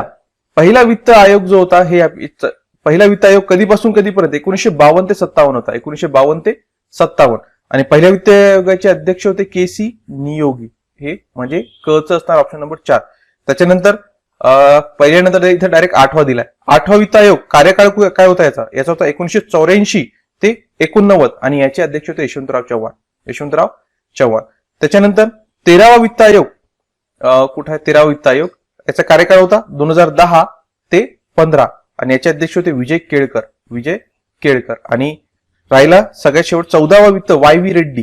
14 वित्त आयोगाचे कोण होते? Y V Reddy. याचा कार्यकाळ आहे 2015 ते 2025. वाय व्ही रेड्डी आणि याचे वाय व्ही रेड्डी. म्हणजे काय असणार उत्तर? 2, 3, 4, 1. प्रश्न क्रमांक 41, पीएम आत्मनिर्भर स्वस्थ भारत योजनेसंदर्भात खालीलपैकी कोणती विधाने बरोबर आहेत? 2021 ते 26 अशा 6 वर्षासाठी ही योजना राबविण्यात येणार आहे आणि या योजनेत मुख्य तरतूद जागतिक आरोग्य संघटनेचे दक्षिण पूर्व आशिया प्रदेशासाठी प्रादेशिक संशोधन मंच तयार करणे असं राहणार आहे. तर याचं योग्य उत्तर आहे मित्रांनो ऑप्शन नंबर 2 अ आणि ब. दोन्हीच्या दोन्ही विधाने बरोबर आहे. याची घोषणा जी झाली होती ती 1 फेब्रुवारी 2021 ला करण्यात आली होती. पीएम आत्मनिर्भर स्वस्थ भारत योजना म्हणजे पंतप्रधान आत्मनिर्भर स्वस्थ भारत योजना. वित्तीय तरतूद होती याची जवळपास 64,180 कोटीची. नेक्स्ट क्वेश्चन, प्रश्न क्रमांक 42, नोव्हाक जोकोविचने 2021च्या विम्बल्डन ग्रँड स्लॅम स्पर्धाच्या पुरुष एकेरीचे विजेतेपद जिंकलं. हे त्याचे 6वे विम्बल्डन ग्रँड स्लॅम विजेतेपद असून त्याच्या कारकिर्दीतील 20वे ग्रँड स्लॅम जितेपद आहे. आणि ऍश्ले बार्टीने 2021च्या विम्बल्डन ग्रँड स्लॅम स्पर्धेच्या महिला एकेरीत विम्बल्डन जेतेपद जिंकणारी ती 3री ऑस्ट्रेलियन महिला खेळाडू ठरली आहे. तर याचं उत्तर हे तिन्हीच्या तिन्ही सेंटेन्स आहे ना, हे करेक्ट आहे. हे तिन्ही योग्य आहेत. आणि मित्रांनो, ह्या नोव्हाक जोकोविचची थोडी माहिती घेऊन ठेवा, कारण हा यावर्षी नाही का फार चर्चेत राहिलाय. ऑस्ट्रेलियन ओपन मध्ये त्यानं जो कोविड विरोधी लस आहे ते घेण्यास नकार दिला होता, त्याच्यामुळे त्याला अरेस्ट सुद्धा करण्यात आली होती. त्याच्यानंतर ऑस्ट्रेलिया ओपन मधून त्याला बाहेर सुद्धा काढण्यात आलं आणि ऑस्ट्रेलियामध्ये येण्यास त्याला 2 वर्ष बंदी सुद्धा घालण्यात आली. त्याच्यामुळे हा थोडा चर्चेत ठरला होता. याच्याबद्दलची माहिती असू द्या. याच्यातले जे सेंटेन्स आहे हे तिन्हीचे तिन्ही करेक्ट आहे. नेक्स्ट क्वेश्चन पाहूया. प्रश्न क्रमांक 43, पंडित जसराज यांच्याबद्दल अचूक विधाने कोणती? त्यांना पद्मश्री, पद्मभूषण आणि पद्मविभूषण या पुरस्काराने सन्मानित करण्यात आलं. पंडित जसराज यांच्या सन्मानार्थ लघुग्रहाला पंडित जसराज नाव देण्यात आलं होतं, म्हणजे एका लघुग्रहाला त्यांचं नाव देण्यात आलेलं आहे. तर पंडित जसराज यांना पद्मश्री प्राप्त आहे त्यांना 1975 ला. ओके. त्याच्यानंतर पद्मभूषण त्यांना भेटलं होतं 1990 ला आणि पद्मविभूषण त्यांना देण्यात आलं होतं 2000 सालला. म्हणजे तिन्ही पुरस्कार त्यांना प्राप्त आहे, म्हणजे हा सेंटेन्स करेक्ट आहे. त्याच्यानंतर लघुग्रह 300128, एका लघुग्रहाचं नाव होतं 300128. या लघुग्रहाला त्यांचं लघुग्रहाला त्यांचं नाव देण्यात आलंय. 300128 म्हणजे काय, तर त्यांची उलटी जन्मतारीख. त्यांची जन्मतारीख काय, 28 जानेवारी 1930. याला उलट करून म्हणजे याला ताळमेळ घालून त्यांचं हे नाव देण्यात आलेलं होतं. आणि या प्लॅनेट सेंटरने 27 ऑगस्ट 2019 रोजी अधिकृत नामकरण केलं होतं. म्हणजे याचं उत्तर हे दोन्हीचे दोन्ही करेक्ट आहे. ऑप्शन नंबर 1 याचं उत्तर असणार. नेक्स्ट क्वेश्चन, प्रश्न क्रमांक 44, महाराष्ट्र राज्याच्या किनारपट्टीत कांदळवन प्रवाळ संवर्धन करण्याचा व परिसंस्थांवर आधारित उपजीविकेलाही प्रोत्साहन देण्यासाठी ग्रीन क्लायमेट फंडाच्या सहाय्याने कोणत्या किनारी जिल्ह्यामध्ये हा प्रकल्प राबविला जाणार आहे? तर याचं उत्तर आहे मित्रांनो सिंधुदुर्ग, रत्नागिरी, रायगड आणि पालघर हे सगळे किनारी जिल्हे याच्यामध्ये समाविष्ट आहेत. ऑप्शन नंबर 1 अ, ब, क, ड. हा प्रकल्प राज्यातील 4 किनारी जिल्ह्यातील तालुक्यांमध्ये राबवला जाणार आहे. या प्रकल्पाचा कालावधी असणार आहे 31 डिसेंबर 2025 पर्यंत हा राबविला जाणार आहे या 4 जिल्ह्यांच्या किनारी प्रदेशामध्ये. नेक्स्ट क्वेश्चन, प्रश्न क्रमांक 45, खालीलपैकी कोणता पर्याय अयोग्य आहे? बिमल पटेल यांनी नवीन संसदेच्या इमारतीची रचना करून त्याला सेंट्रल विस्टा प्रोजेक्ट असं नाव दिलं.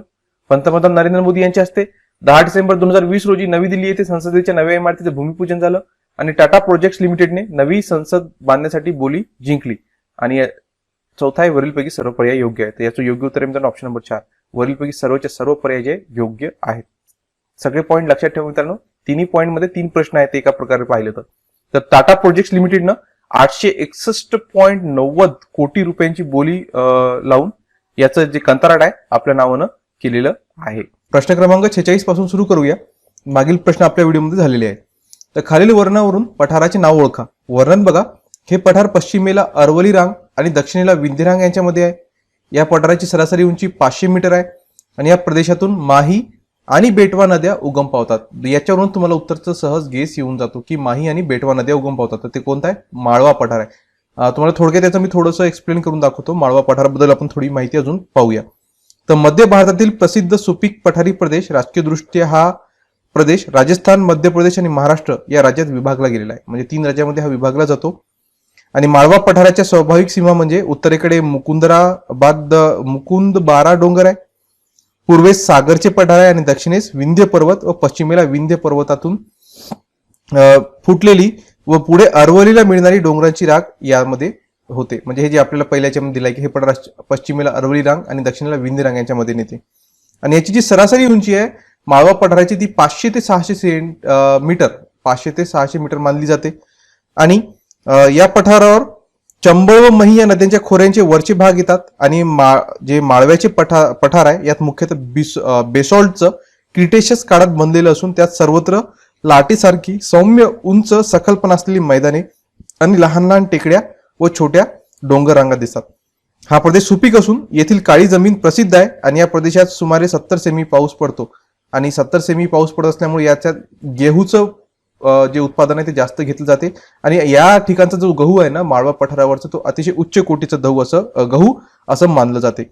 चंबळ ही इतिहास काळापासून प्रसिद्ध असलेली मुख्य नदी आता गांधीसागर तलावामुळे विशेष प्रसिद्ध झाली. आणि शिप्रा, मोठी व छोटी काली सिंध आणि पार्वती या माळव्यातील इतर प्रमुख काही नद्या आहेत. नेक्स्ट क्वेश्चन पाहूया.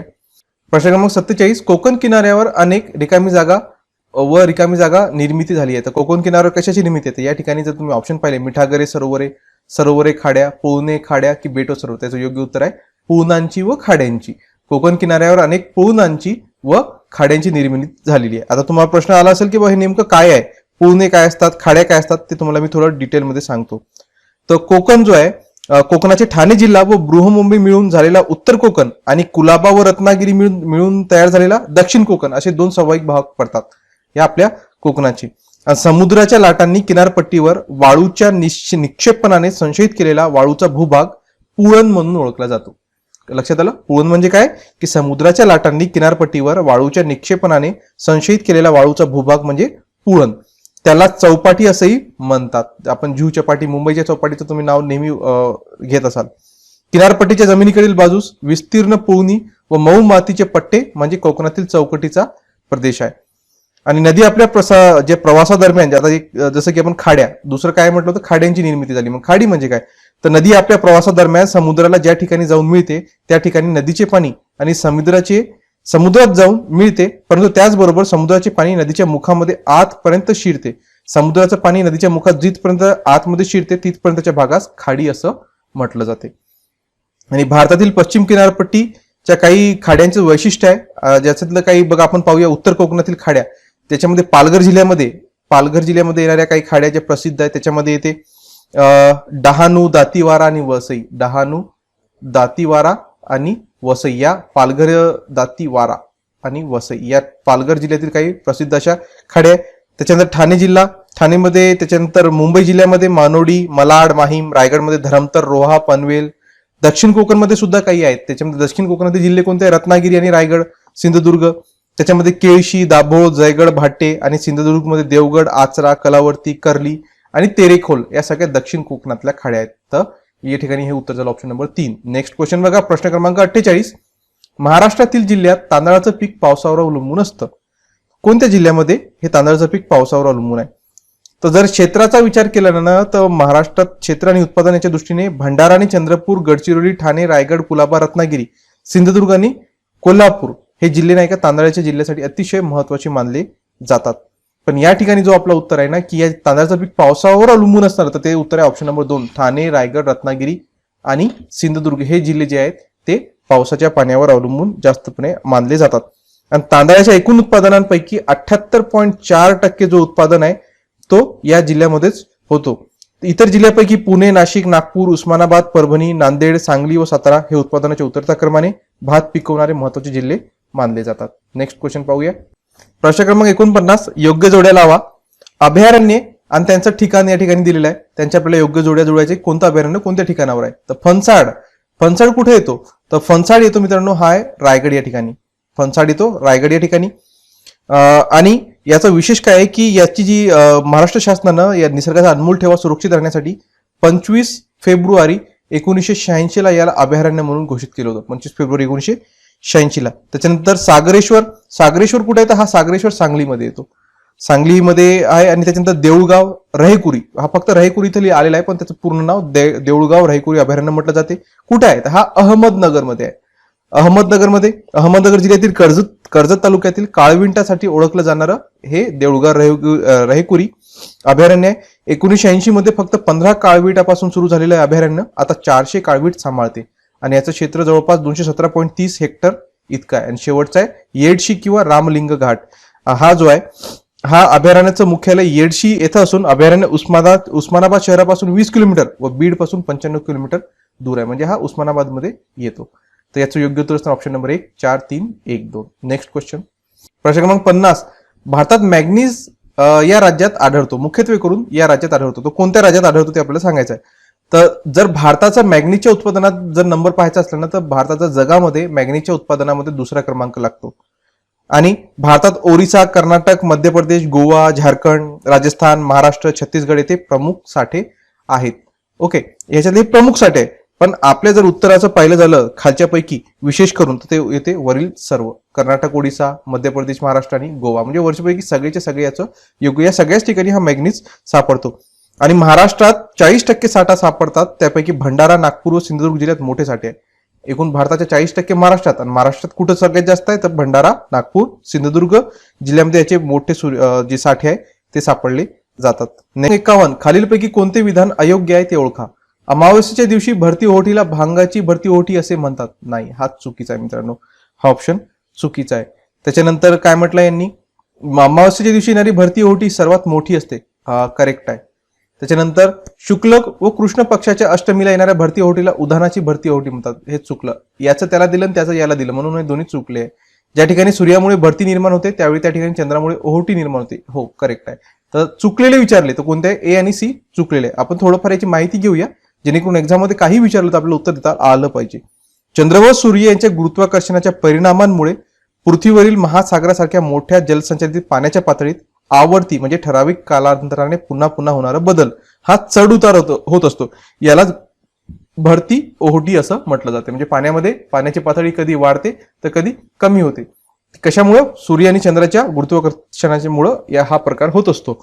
आणि एक चंद्रासमोर येणाऱ्या पृथ्वीच्या भागावर व दुसरी चंद्राच्या विरुद्ध बाजूस असलेल्या पृथ्वीच्या भागावर भरती मागून ओहोटी व ती नंतर पुन्हा भरती येण्याचं चक्र असं आवर्तन काळ सामान्यपणे 24 तास 50 मिनिटं असा कालांतराने हा चालू राहतो. 24 तास 50 मिनिटं या चंद्र दिवसाच्या कालावधीशी निगडीत आहे.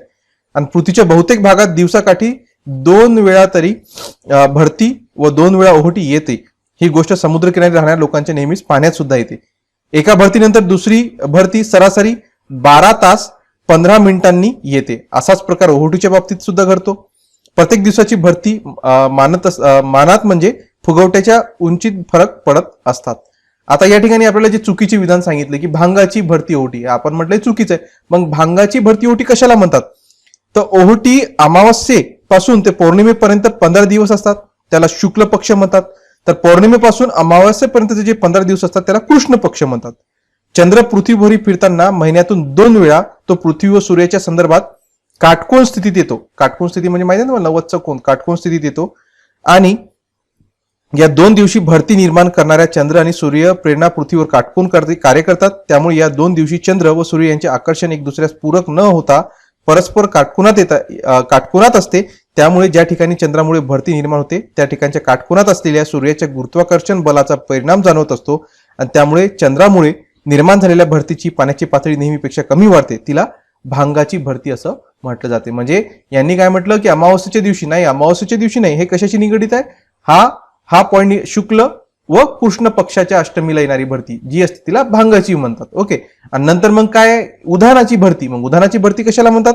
तर अमावस्या किंवा पौर्णिमेला येणारी जी भरती आहे शुक्ल किंवा कृष्ण पक्षातील अष्टमीला येणाऱ्या भरतीपेक्षा मोठी असते. समुद्राच्या खोलीनुसारही निरनिराळ्या ठिकाणच्या भरत्यात स्थानिक भेद आढळतात. आणि ही भरती पौर्णिमा व अमावस्येच्या दिवशी चंद्र व सूर्य पृथ्वी एका सरळ रेषेत आल्यामुळे त्या दिवशी भरती सर्वाधिक असते, त्यात उधाणाची भरती म्हणतात. प्रश्न क्रमांक 52. खालीलपैकी रिकामी जागा हे विधान खरीप हंगामाशी संबंधित नाही. ओके. काय म्हणतात? खरीप हंगामातील पिकांची पेरणी जून जुलै महिन्यात हंगामामध्ये केली जाते. त्याच्यानंतर खरीप हंगामातील पिकांची कापणी ऑक्टोबर नोव्हेंबर महिन्यात केली जाते. आणि खरीप हंगामातील पिकाची पेरणी ऑक्टोबर नोव्हेंबर महिन्यात केली जाते. तर हे इथं सरळ सरळ चुकीचं आहे. तांदूळ, बाजरी, कडधान्य, ज्वारी ही पिके खरीप हंगामामध्ये घेतली जातात. तर हे तिन्हीचे तिन्ही करेक्ट आहे. फक्त हा तिसरा जो आहे ना तो चुकीचा आहे. कारण की पावसाळ्यात जे पीक पेरलं जाते त्याला खरीप पीक म्हणतात. आणि हे पीक जून जुलैमध्ये पेरलं जाते आणि त्याची नोव्हेंबर डिसेंबरमध्ये कापणी सुद्धा केली जाते. याच्यामध्ये महत्वाचे पीक कोणते असतात? त्याच्यामध्ये असते तूर, ऊस, तांदूळ, बाजरा, ज्वारी हे याच्यातले महत्वाचे पीक आहे. मका असतो, तीळ असतो. हे सगळे खरीप मध्ये घेतली जाणारी पिके आहेत. Next question. प्रश्न क्रमांक 53. महाराष्ट्र राज्यात आढळणारा खडक प्रकार व त्याच्याशी संबंधित प्रदेशाच्या योग्य जोड्या लावा. या ठिकाणी खडक प्रकार आहे आणि त्याचा प्रदेश आहे की हा कुठं सापडतो हा खडक. तर पहिला आहे धारवाड खडक. तर याची निर्मिती नाही का, धारवाड खडकाची निर्मिती प्राचीन अग्निजन्य खडकापासून झालेली आहे. आणि याला महत्वाचं म्हणजे याच्यात मॅग्नीज, सोनं, चांदी हे आढळतात या धारवाड खडकामध्ये. आणि याचे साठे जास्त करून नागपूर, भंडारा आणि चंद्रपूरमध्ये आढळले जातात. तर याचं या ठिकाणी उत्तर होणार ऑप्शन नंबर नागपूर, भंडारा याच्याच ठिकाणी. त्यानंतर आहे कडप्पा किंवा कलाडगी खडक म्हणून सुद्धा याला ओळखलं जाते, पण मोठं प्रचलित नाव याचं कडप्पाच आहे.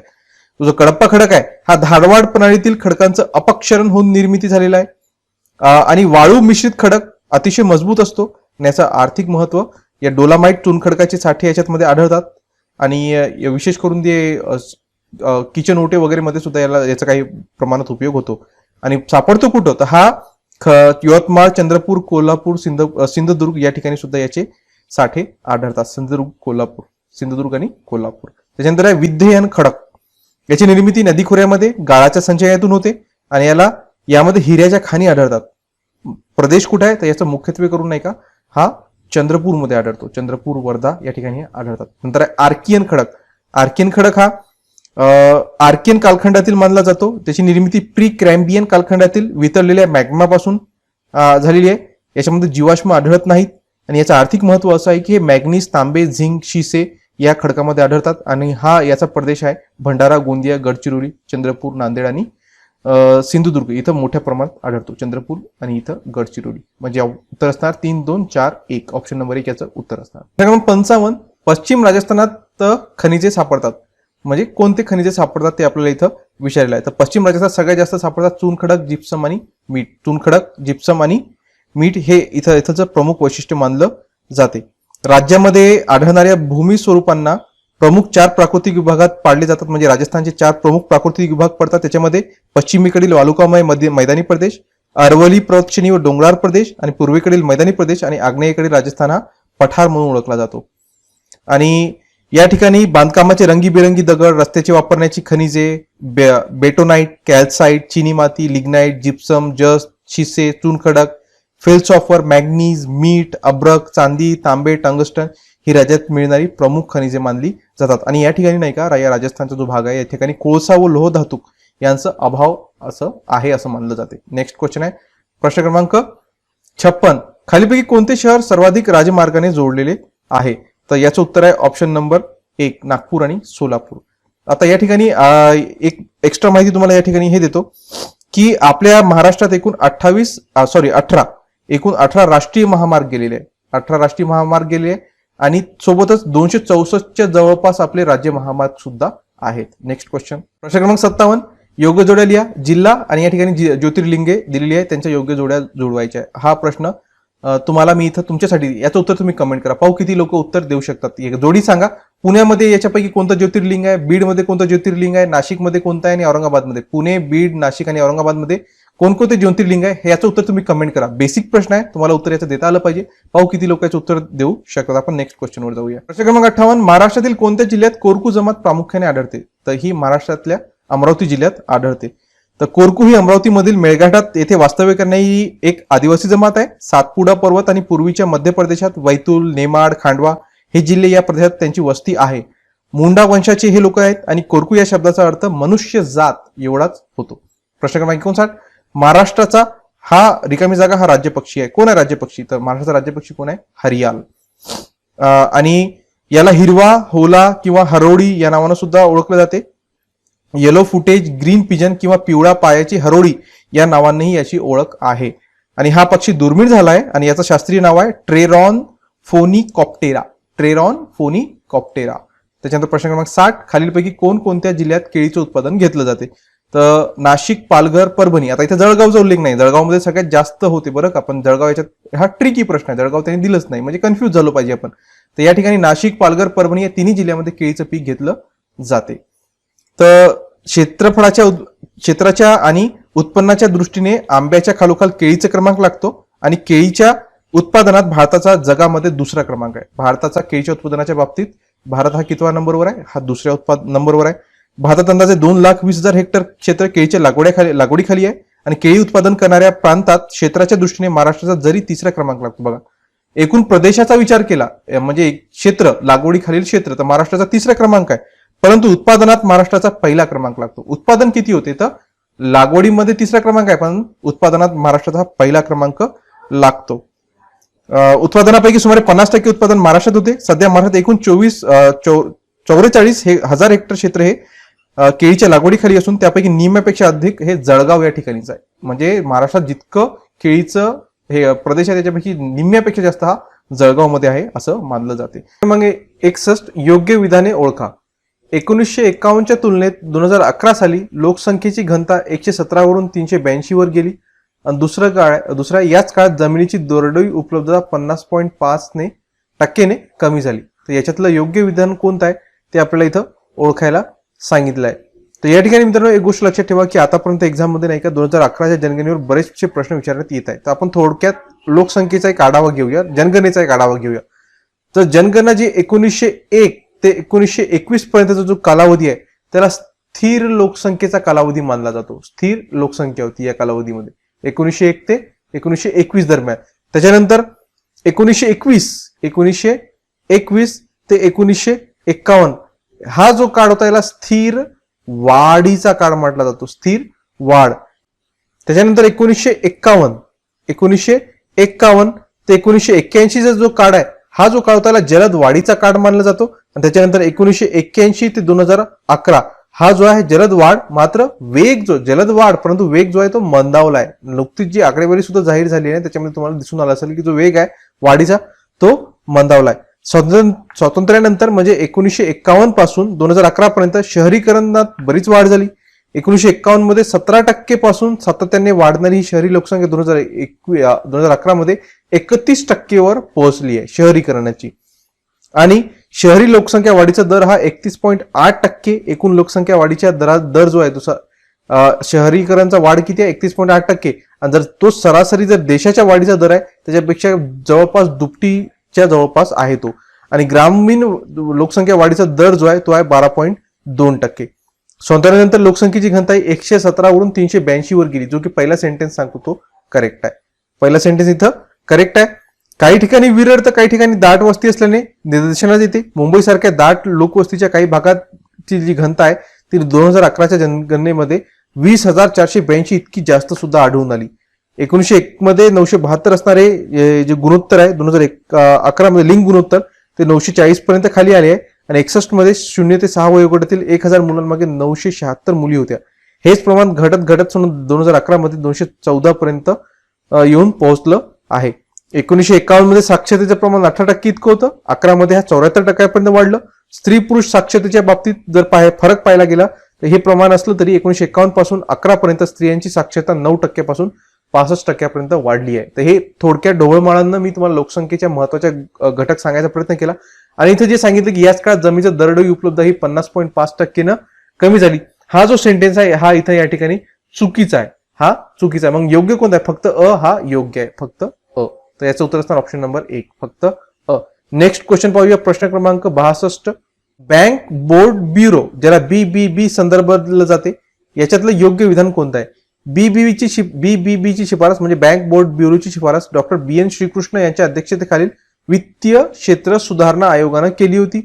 तर हा सेंटेन्सच नाही का इथं चुकलाय. तर कोणा शिफारस केली होती याची? तर याची शिफारस केली होती PJ नायक. PJ नायक यांनी याची शिफारस केली होती.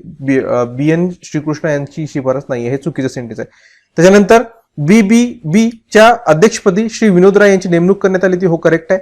BBBचे कार्य बँका व वित्तीय संस्थांच्या प्रमुखाच्या निवडीची शिफारस करणे हे आहे. हो हे सुद्धा करेक्ट आहे. पहिलं चुकलं. का चुकलं? कारण की याची शिफारस डॉक्टर BN श्रीकृष्ण यांच्या अध्यक्षतेखालील वित्तीय क्षेत्र सुधारणा आयोग नाही. तर कोण होते त्याचं? PJ नायक हे त्याचे अध्यक्ष होते. तर या ठिकाणी ब क योग्य आहे म्हणजे ऑप्शन नंबर 2 याचं उत्तर असणार. 62 चं ऑप्शन नंबर 2. प्रश्न क्रमांक 64. आर्थिक वृद्धीचे मोजमापन करण्यासाठी खालीलपैकी कोणती संकल्पना योग्य ठरेल? GDP, NNP, दरडोई उत्पन्न की GVA? तर इथं एक गोष्ट लक्षात ठेवा, जे आर्थिक वृद्धीचं मोजमापन आहे ते मोजण्यासाठी सगळ्यात योग्य संकल्पनाची दरडोई उत्पन्नाची मानली जाते. दरडोई उत्पन्न. तर वार्षिक दरडोई उत्पन्न हे एखाद्या विशिष्ट क्षेत्रात की राहणाऱ्या प्रति व्यक्तीचा वार्षिक सरासरी उत्पादनाचा एक मोजमाप करते आणि हे मोजमाप त्या क्षेत्राचं एकूण उत्पन्न व एकूण लोकसंख्या यांचा भागाकार करून काढलं जाते. देशाचं दरडोई उत्पन्न हे राष्ट्रीय उत्पन्न व एकूण लोकसंख्या यांच्या सरासरी काढून काढलं जाते. तसेच प्रत्येक राज्याचं तेथील एकूण उत्पन्न व एकूण लोकसंख्या याची सरासरी काढून एखाद्या राज्याचं दरडोई उत्पन्न काढता येतो. नेक्स्ट क्वेश्चन पाहूया. प्रश्न क्रमांक 65. दुहेरी तुटीबाबत योग्य विधाने ओळखा. तर खाली काही विधाने दिली ते आपल्याला योग्य कोणत्या ओळखायचं आहे?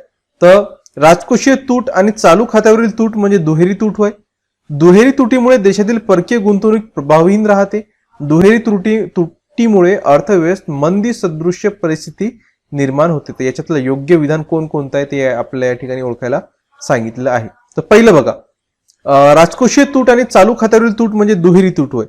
तर या ठिकाणी दुहेरी तूट म्हणजे काय नेमकं तुम्हाला मी थोडं समजावून सांगतो. इथं दुहेरी तूट ही आणखीन एक संकल्पना आहे की ज्याच्यामध्ये चालू खात्यावरील तुटीसोबतच वित्तीय तुटीचं दुहेरी संकट उद्भवतो.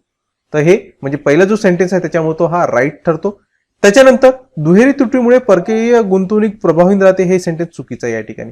आणि दुहेरी तुटीमुळे अर्थव्यवस्थेत मंदी सदृश परिस्थिती निर्माण हे या ठिकाणी योग्य आहे. म्हणजे या ठिकाणी उत्तर काय असणार मग याचं? ऑप्शन नंबर अ क हे योग्य विधान आहे. ब चुकीचं आहे म्हणजे ऑप्शन नंबर 3 याचं उत्तर असणार. नेक्स्ट क्वेश्चन पाहूया. अर्थसंकल्पावर खालीलपैकी कोणत्या घटकांचं नियंत्रण असते? सोपा प्रश्न आहे. वित्त मंत्रालय आणि CAG या दोघांचं याच्यावर नियंत्रण असतो. अ आणि ड म्हणजे ऑप्शन नंबर 66 ऑप्शन नंबर 4 उत्तर असणार. नेक्स्ट क्वेश्चन वर जाऊया. प्रश्न क्रमांक 67, नियोजन काळात भारतीय कृषी क्षेत्रात खालीलपैकी कोणते बदल झाले आहे? आता भारताच्या किंवा देशाच्या आपल्या अर्थव्यवस्था जो भांडवल निर्मित कृषी क्षेत्राचा वाटा आहे ना, तो 1950 ते 51 मध्ये जवळपास 17.7% होता. कधी? 1950-51 मध्ये हा 17.7% होता 50-51 मध्ये.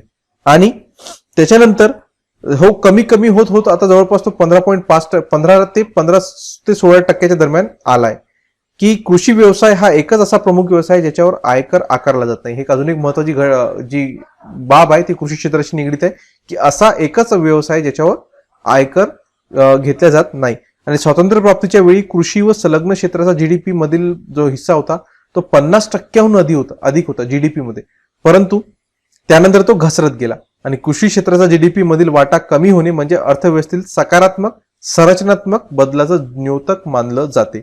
विकसित राष्ट्रांमध्ये कृषी क्षेत्राचा वाटा 3 ते 4% पेक्षा जो असतो तो कमी असतो. याच्यामध्ये अजून एक संकल्पना आहे कृषी क्षेत्राच्या बाबतीत किमान आधारभूत मूल्य, जे की फार यावेळेस माजलं होतं कारण जे गाजलं होतं हा संकल्प जो MSP.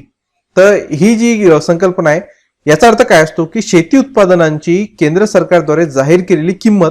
भारतामध्ये अशा 25 प्रकारच्या कृषी उत्पादनांची किंमत केंद्र सरकारच्या कृषी मूल्य व खर्च आयोगाद्वारे ठरवली जाते. आणि कृषी व मूल्य आयोग जो आहे तो 1965 मध्ये कृषी किंमत आयोगाची स्थापना करण्यात आली होती आणि मार्च 1985 मध्ये त्या कार्याची व्याप्ती वाढवून त्याचं नामकरण कृषी खर्च व मूल्य आयोग असं करण्यात आलं होतं, ज्याच्यामध्ये केंद्र शासनास 25 मुख्य पिकांच्या किमान आधारभूत किमतीची शिफारस करते. ही आधारभूत किंमत पिकांचा उत्पादन खर्च, उत्पन्न व इतर अनुषंगिक माहितीच्या आधारे ठरवली जाते आणि भारत सरकारच्या वतीने शेतकऱ्यांचा माल विकत घेण्यासाठी भारतीय अन्न महामंडळ स्थापन करण्यात आलं. तर या ठिकाणी आपल्याला जे सांगितलं होतं की नियोजन काळात कृषी क्षेत्रात खालीलपैकी कोणकोणते बदल झाले, तर याचा आहे की कृषी क्षेत्रातून होणाऱ्या निर्यातीचा हिस्सा घटत आहे. हो, हे करेक्ट आहे याच्यातलं. त्याच्यानंतर अन्नधान्याच्या उत्पादन सतत घटत नाही, अन्नधान्याचं उत्पादन तर वाढत आहे.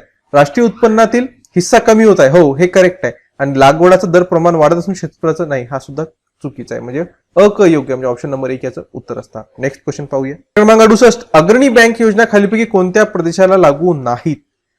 आता अग्रणी बँक काय ते पहिले आपण समजून घेऊ, नंतर कुठं लागू नाहीये ते तुम्हाला सांगतो. तर 14 बँकांचे राष्ट्रीयकरण केल्यानंतर बँकांच्या शाखा विस्तारासाठी विशेषतः ग्रामीण भागात एका चांगल्या योजनेची गरज वाटू लागली. त्या दृष्टीने अग्रणी बँक योजना तयार करण्यात आली होती. कोणा तयार केली? तर डॉक्टर धनंजयराव गाडगिळ यांच्या अध्यक्षतेखाली स्थापन करण्यात आलेल्या राष्ट्रीय पत समिती अभ्यास गटाने राष्ट्रीयकृत बँकांना क्षेत्रीय सेवा दृष्टिकोन लागू करण्याची शिफारस केली आणि 1969 मध्ये या प्रश्नाचा अभ्यास करण्यासाठी श्री FKF नरीमन यांच्या अध्यक्षतेखाली बँक व्यावसायिकांची समिती, कमिटी ऑफ बँकर्स म्हटलं जाते, ही स्थापन करण्यात आली. नरीमन समितीने गाडगिळ यांचा क्षेत्रीय सेवा दृष्टिकोन मान्य करून त्याला मूर्त स्वरूप दिले व अग्रणी बँक तयार करण्यात आली होती. कधी? 1969 ला. आणि RBI ने ही योजना स्वीकारली व तिची अंमलबजावणी देशातील 338 जिल्ह्यांमध्ये सुरू झाली होती. 338 जिल्ह्यामध्ये हे सुरू करण्यात आलं होतं सुरुवातीला. 338 जिल्हे अग्रणी बँक. आणि देशातील 338 जिल्हे SBI तिच्या सहयोगी बँका, 14 राष्ट्रीयकृत बँका व 3 खासगी बँकांमध्ये वाटून देण्यात आले. मात्र मुंबई, कोणकोणतं लक्षात ठेवा, मुंबई, त्याच्यानंतर कलकत्ता, मद्रास ही जी मोठी 3 शहरे होती इथेही लागू नव्हती. सोबतच दिल्ली, पॉंडिचेरी आणि गोवा या केंद्रशासित राज्यात सुद्धा ही योजना जी आहे ती लागू करण्यात आली नव्हती. दिल्ली, गोवा आणि पॉंडिचेरी इथेही लागू करण्यात आलेली नाहीत. म्हणजे ब क ड ऑप्शन नंबर 1 याचं उत्तर आहे. इथे ही योजना लागू करण्यात आली नव्हती. नेक्स्ट क्वेश्चन पाहूया. प्रश्न क्रमांक 69, शाश्वत विकासाला प्रोत्साहन देणारा महत्वाचा करार एजेंडा 21 हा कोणत्या परिषदेत स्वीकारण्यात आला होता? आता नेमकं एजेंडा 21 काय आहे हे पहिले समजून घ्या. 1992 मध्ये ब्राझील येथे रिये दी जेनेरो नावाचं शहर आहे, इथे संयुक्त राष्ट्र पर्यावरण व विकास परिषद झाली होती. ही जी परिषद होती याला पृथ्वी परिषद, आता इथं थोडंसं कन्फ्युजन होऊ शकते बऱ्याच लोकांना. पृथ्वी परिषद, आता पृथ्वीचं समानार्थी शब्द काय? वसुंधरा. वसुंधरा परिषदही म्हटलं जाते याला, वसुंधरा परिषद. आता इथं दोन्ही नावं योग्य आहे. तुम्ही म्हणसाल सर पुस्तकात आम्ही पृथ्वी परिषद वाचलं, पण पृथ्वीचं समानार्थी शब्द काय? वसुंधरा. तर काही ठिकाणी वसुंधरा उल्लेखलाय, काही ठिकाणी पृथ्वी परिषद उल्लेखलाय. म्हणजे कोणत्या परिषदेत हे स्वीकारण्यात आलं होतं? शाश्वत विकासाला प्रोत्साहन हा वसुंधरा परिषदेमध्ये स्वीकारण्यात आलं होतं. रिओ इथं ती आयोजित करण्यात आली होती. तर काय होतं, संकल्पना काय होती, कशासाठी होती, किती देश सहभागी होते ते सगळं सांगतो तुम्हाला. बघा, या परिषदेत 150 राष्ट्रांच्या प्रतिनिधींनी भाग घेतला होता. एजेंडा 21 हा शाश्वत विकासास पाठिंबा देणारा करारांचा आणि निवेदनांचा ऐतिहासिक कार्यक्रम आहे. हा सध्याच्या आर्थिक व पर्यावरण दृष्ट्या असमान जगातील शाश्वत समाज संघटनांसाठी व सर्व राष्ट्रांनी मिळून केलेला राज्यकारभाराविषयीचा मान्यताप्राप्त आराखडा आहे असं मानलं जाते. ओके, नेक्स्ट क्वेश्चनवर जाऊया. प्रश्न क्रमांक 70. खालीलपैकी कोणते लक्षण हे समाजवादी अर्थव्यवस्थेचं नाही आहे? तर समाजवादी अर्थव्यवस्था बघा, आता 3 प्रकारच्या अर्थव्यवस्था आहे. कोणकोणत्या? भांडवलशाही अर्थव्यवस्था आहे, समाजवादी अर्थव्यवस्था आहे आणि तिसरी आहे मिश्र अर्थव्यवस्था. तर आपली जी अर्थव्यवस्था ती मिश्र स्वरूपाची जवळपास मानली जाते. तर खालीलपैकी कोणतं हे नाही आहे म्हणते. आता याच्यात लक्षात घ्या की भांडवलशाही अर्थव्यवस्थेची काही लक्षणे आहे, ज्याच्यामध्ये उत्पादनाच्या साधनाचा खासगी मालकी हक्क, ग्राहक हे सार्वभौम असतो. कशामध्ये? हे ग्राहक हे सार्वभौम असतो भांडवलशाही अर्थव्यवस्थेमध्ये. आणि आपल्याला इथं विचारलं कोणतं? समाजवादी. तर ही समाजवादीचं लक्षण नाही. हा कोणाचा आहे? हा भांडवलशाहीचा आहे. भांडवलशाही अर्थव्यवस्थेचा हा लक्षण आहे.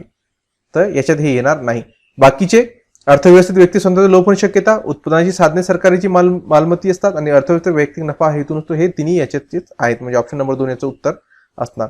प्रश्न क्रमांक 71 पाहूया. प्रश्न क्रमांक 71. खालीलपैकी कोणत्या क्षेत्राचा समावेश तृतीय क्षेत्रात होत नाही? आता नेमकं तृतीय क्षेत्र काय? तर तृतीय क्षेत्राला सेवा क्षेत्र सुद्धा म्हटलं जाते. ओके, सेवा क्षेत्र. आता सेवा क्षेत्र म्हटलं की तुमच्या संकल्पना सगळ्या क्लिअर झाल्या असतील की कोणतं याच्यात येणार, कोणतं येणार नाही. तर याला सेवा क्षेत्र म्हटलं जाते. आणि या अंतर्गत व्यापार,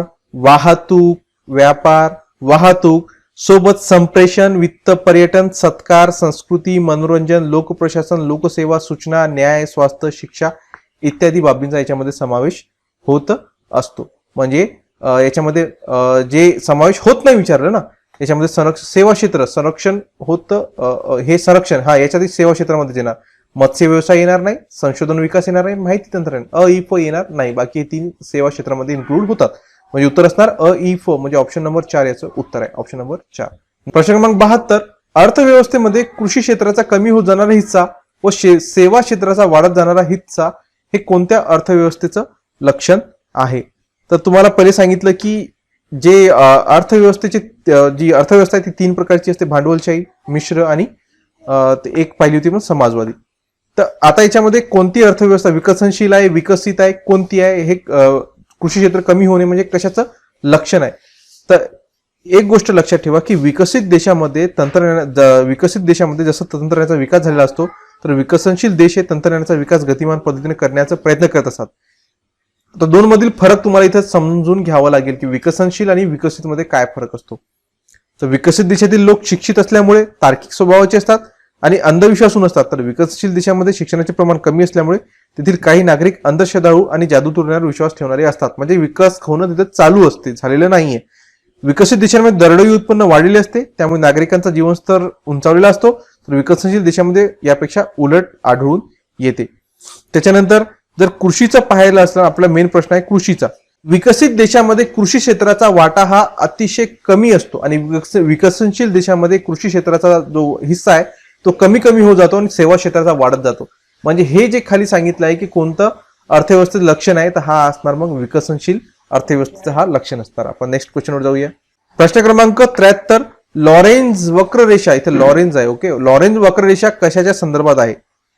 तर प्रसिद्ध अमेरिकन अर्थतज्ञ मॅक्स ओ लॉरेन्झ यांनी 1905 मध्ये उत्पन्न अथवा संपत्ती यामधील असमान वितरण दर्शवण्यासाठी ज्या आकृतीबंधाची मांडणी केली त्यास लॉरेन्झ वक्र असं म्हटलं जाते. लॉरेन्झ वक्रामधील फलन सामान्यपणे आकृतीबंधातील आडव्या अक्षांवर एफ या रोमन अक्षराने दर्शविला जातो आणि एफ म्हणजे लोकसंख्येचा संचित भाग. त्याचप्रमाणे एल म्हणजे संपत्ती अथवा उत्पन्न याचा संचित भाग जो उभ्या अक्षावर दर्शवण्यात येतो. हा वक्र नेहमी 0.0 ने सुरू होतो आणि 1 वन संपतो. लॉरेन्झ वक्र नेहमी आर्थिक विषमता दर्शवण्यासाठी वापरला जातो.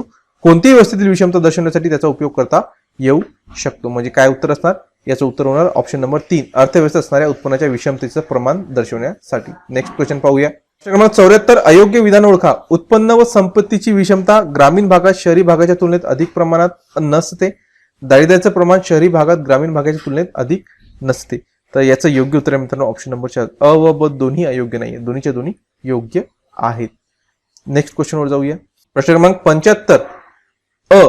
उत्पादन पद्धतीने मोजलेले राष्ट्रीय उत्पन्न हे घटक किमतीने मोजले असतात आणि उत्पन्न पद्धतीने काढलेले उत्पन्न हे घटक किमतीने मोजले असते. याच्यापैकी योग्य पर्याय कोणता आहे ते आपल्याला इथं सांगायचं आहे. याच्यातलं योग्य कोणतं किंवा अयोग्य कोणतं. तर राष्ट्रीय उत्पन्न मोजण्याच्या दोन पद्धती आहे, एक उत्पन्न पद्धत आहे, दुसरी उत्पादन पद्धत आहे. तर पहिले आपण उत्पन्न पद्धत समजून घेऊ. तर या पद्धतीत उत्पादनाच्या घटकांच्या मालकांना प्राप्त होणाऱ्या घटक उत्पन्नाच्या आधारावर केली जाते. वस्तू व सेवांच्या उत्पादनाचे घटक म्हणजे भूमी, श्रम, भांडवल, उद्योग, कौशल्य असं वापरलं जाते. त्यांच्या मालकांना उत्पन्न म्हणजे खंड, मजुरी, व्याज व नफा प्राप्त होतो. याला राष्ट्रीय उत्पन्न मोजण्याचं उत्पन्न पद्धत म्हटलं जाते. आणि उत्पन्न पद्धतीत घटक किंमत विचारात घेतली जाते. उत्पन्न याच्यामध्ये कोणती किंमत लक्षात घेतली जाते? घटक किंमत. बघा मग उत्पन्न पद्धतीने काढले उत्पन्न हे घटक किमतीत मोजले जाते. हो, करेक्ट आहे ना. घटक. आता उत्पादन पद्धतवर येऊया. उत्पादन पद्धत म्हणजे काय? या पद्धतीत राष्ट्रीय उत्पन्न हे उत्पादन संस्थांच्या मूल्यवर्धित यांची बेरीज करून काढली जाते. आणि उत्पादन पद्धतीनं काढले राष्ट्रीय उत्पन्न हे बाजार भावाला मोजलं जाते. आणि इथं बघा काय सांगितलं? घटक किंमत नाही, हे बाजार भावाला मोजलं जाते. कशामध्ये?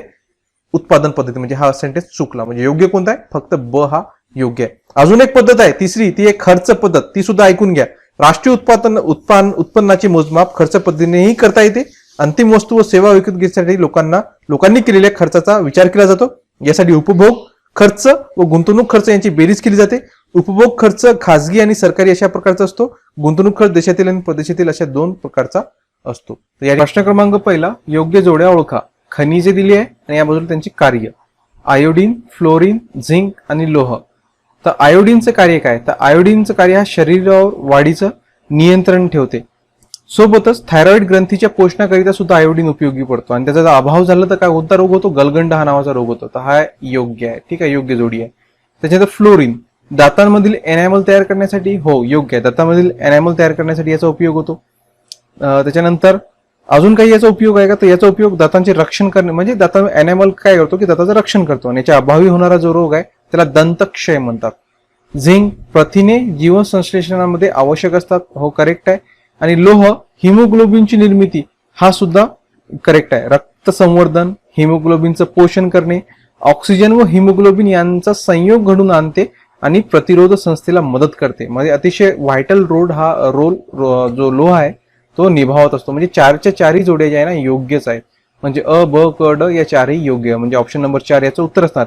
याच्याशिवाय सुद्धा भरपूर असे खनिजे आहे, जसं की फॉस्फरस, पोटॅशियम, कॅल्शियम, तांबे आहे, सल्फर आहे, सोडियम आहे.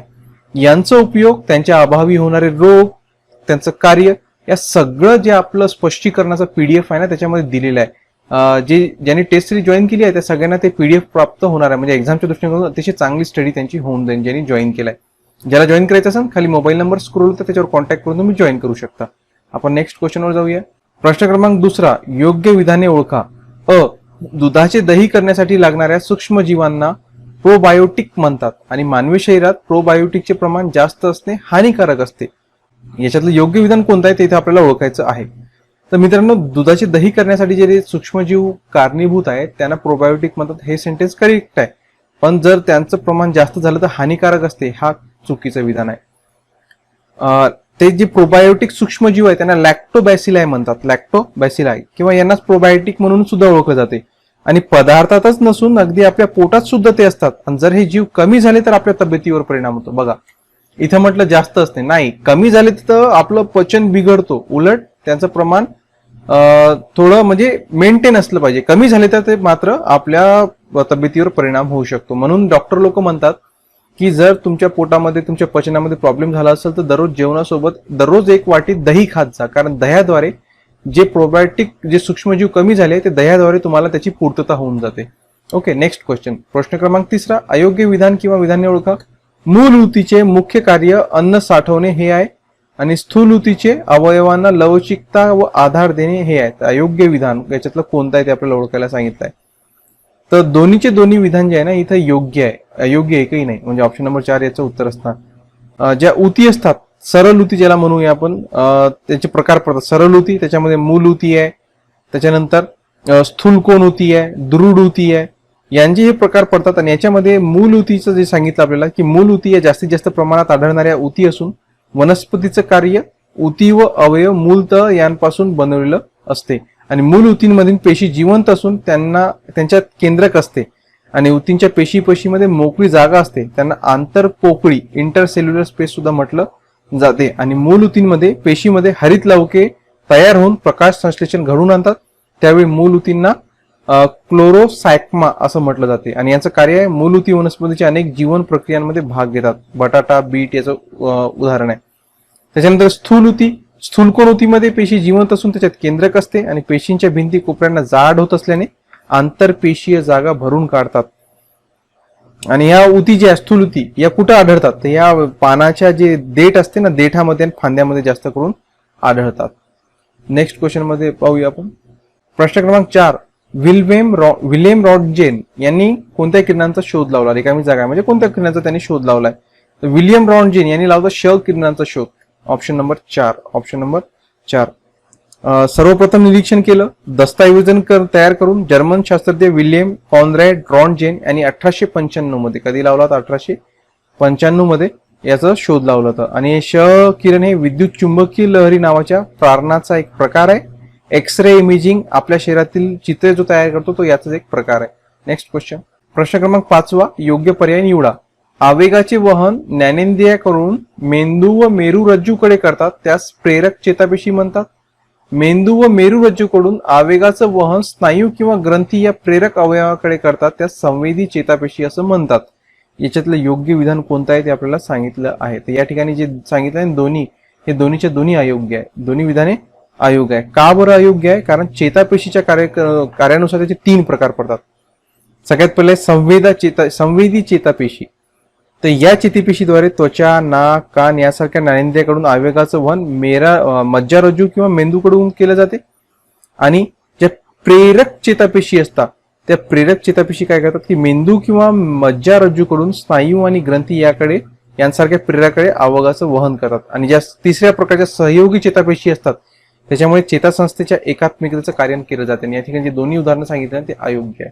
नेक्स्ट क्वेश्चन पाहूया. प्रश्न क्रमांक 6 बघा. रोग आणि संशोधक यांच्या योग्य जोड्या आपल्याला लावायचे आहे. क्षयरोगाचा लावलं तर रॉबर्ट कॉक यांनी. मलेरियाचा रोनाल्ड रॉस, देवी, एडवर्ड जेन्नर आणि घटसर फ्रेडरिक लोफलर. म्हणजे ऍज इट इज आहे 1 2 3 4 1 2 3 4 म्हणजे ऑप्शन नंबर 2 याचं उत्तर असणार. Next question. प्रश्न क्रमांक 7. अयोग्य पर्याय ओळखा. ललाटपाली, पार्श्वपाली, शंखपाली आणि पश्चकरोटी पाहिजे होतं. पश्चकरोटी पाली यांचं कार्य दिलेलं आहे आपल्याला. त्यांचं आपल्याला अयोग्य कोणतं आहे ओळखायला सांगितलंय. तर ललाटपाली ऐच्छिक हालचालींवर नियंत्रण ठेवते. करेक्ट आहे. वाणी वर नियंत्रण ठेवणारा एक भाग आहे. ऐच्छिक हालचालींवर नियंत्रण प्रेरक क्षेत्रे या पालीत असतात. पार्श्वपाली उष्णता, दाब, प्रकाश, स्पर्श, थंडी या संवेदनाचं क्षेत्र या पालीत असतो आणि ही संवेदना ग्रहण करणारं एक क्षेत्र आहे. हे सुद्धा करेक्ट आहे. शंखपाली ध्वनी संवेदनाचे क्षेत्र. तर ध्वनी संवेदन श्रवण क्षेत्र या शंखपालीत असते. करेक्ट आहे. पश्चकरोटी पाली इथं काय म्हटलं संवेदी क्षेत्र नाही. संवेदी क्षेत्र तर शंखपालीमध्ये आहे. मग पश्चकरोटी हे दृष्टी क्षेत्र याच्या पश्चकरोटी पालीमध्ये असते. दृष्टी याच्यामध्ये असते. ओके. त्याच्यामुळे हा सेंटेन्स चुकीचा आहे. चौथं म्हणजे आपल्याला अयोग्यच विचारलं. ऑप्शन नंबर 4 याचं उत्तर असणार. Next question. प्रश्न क्रमांक 8. डॉट्स हा कार्यक्रम जागतिक आरोग्य संघटनेमार्फत कोणत्या रोगासंबंधित सुरू केला गेला. क्षयरोग, कॅन्सर, कुष्ठरोग की पोलिओ. तर सोपं उत्तर आहे. सगळ्यांना याचं उत्तर माहितच असेल. उत्तर तुम्ही कमेंट करा. पाहूया किती लोकांचं उत्तर सांगता येते. बेसिक प्रश्न आहे मित्रांनो. उत्तर आलंच पाहिजे. पाहू किती लोक याचं कमेंट करून योग्य उत्तर देतात. प्रश्न क्रमांक 9. मद्यपानामुळे कोणत्या व्हिटॅमिनचा अभाव होतो. थायमिन, रेटिनॉल, नायसिन की ॲस्कॉर्बिक आम्ल. याचं उत्तर आहे ऑप्शन नंबर 3 नायसिन. अतिमद्यपानामुळे नायसिन जे की B5 या व्हिटॅमिनचा जो अभाव होतो. प्रश्न क्रमांक 10. आहारातील ऊर्जेचा प्रमुख स्रोत कोणता आहे. तर प्रमुख स्रोत हा कर्बोदके असतो. त्याच्यामुळे आपल्या जे कर्बोदक ज्याच्यापासून भेटते ते आपल्या आहारात जास्त असते. याचं काम शरीराला ऊर्जा मिळवून देणे हा याचं प्रमुख काम आहे. 1 ग्राम कर्बोदकापासून 4.1 कॅलरी ऊर्जा मिळते. म्हणून त्या शरीराचं इंधन सुद्धा म्हटलं जाते कर्बोदकांना. आहारातून मिळणाऱ्या ऊर्जेपैकी सुमारे 65 ते 80% जी आहे ना ऊर्जा 65 ते 80% ऊर्जा ही कर्बोदकांपासूनच मिळते. आणि आपण खाल्लेल्या कर्बोदकांपैकी गरजेपेक्षा जास्तीचं जे कर्बोदक आहे त्याचं रूपांतर ग्लायकोजेन मध्ये होते आणि ते यकृत पेशीमध्ये साठवलं जाते किंवा मेद उतीमध्ये सुद्धा मेदाच्या रूपात त्याची साठवणूक केली जाते. Next question. प्रश्न क्रमांक 11. BCG लस कोणत्या रोगावरील प्रतिबंधक उपाय म्हणून दिली जाते? तर ती दिली जाते क्षयरोगावर प्रतिबंधक उपाय म्हणून.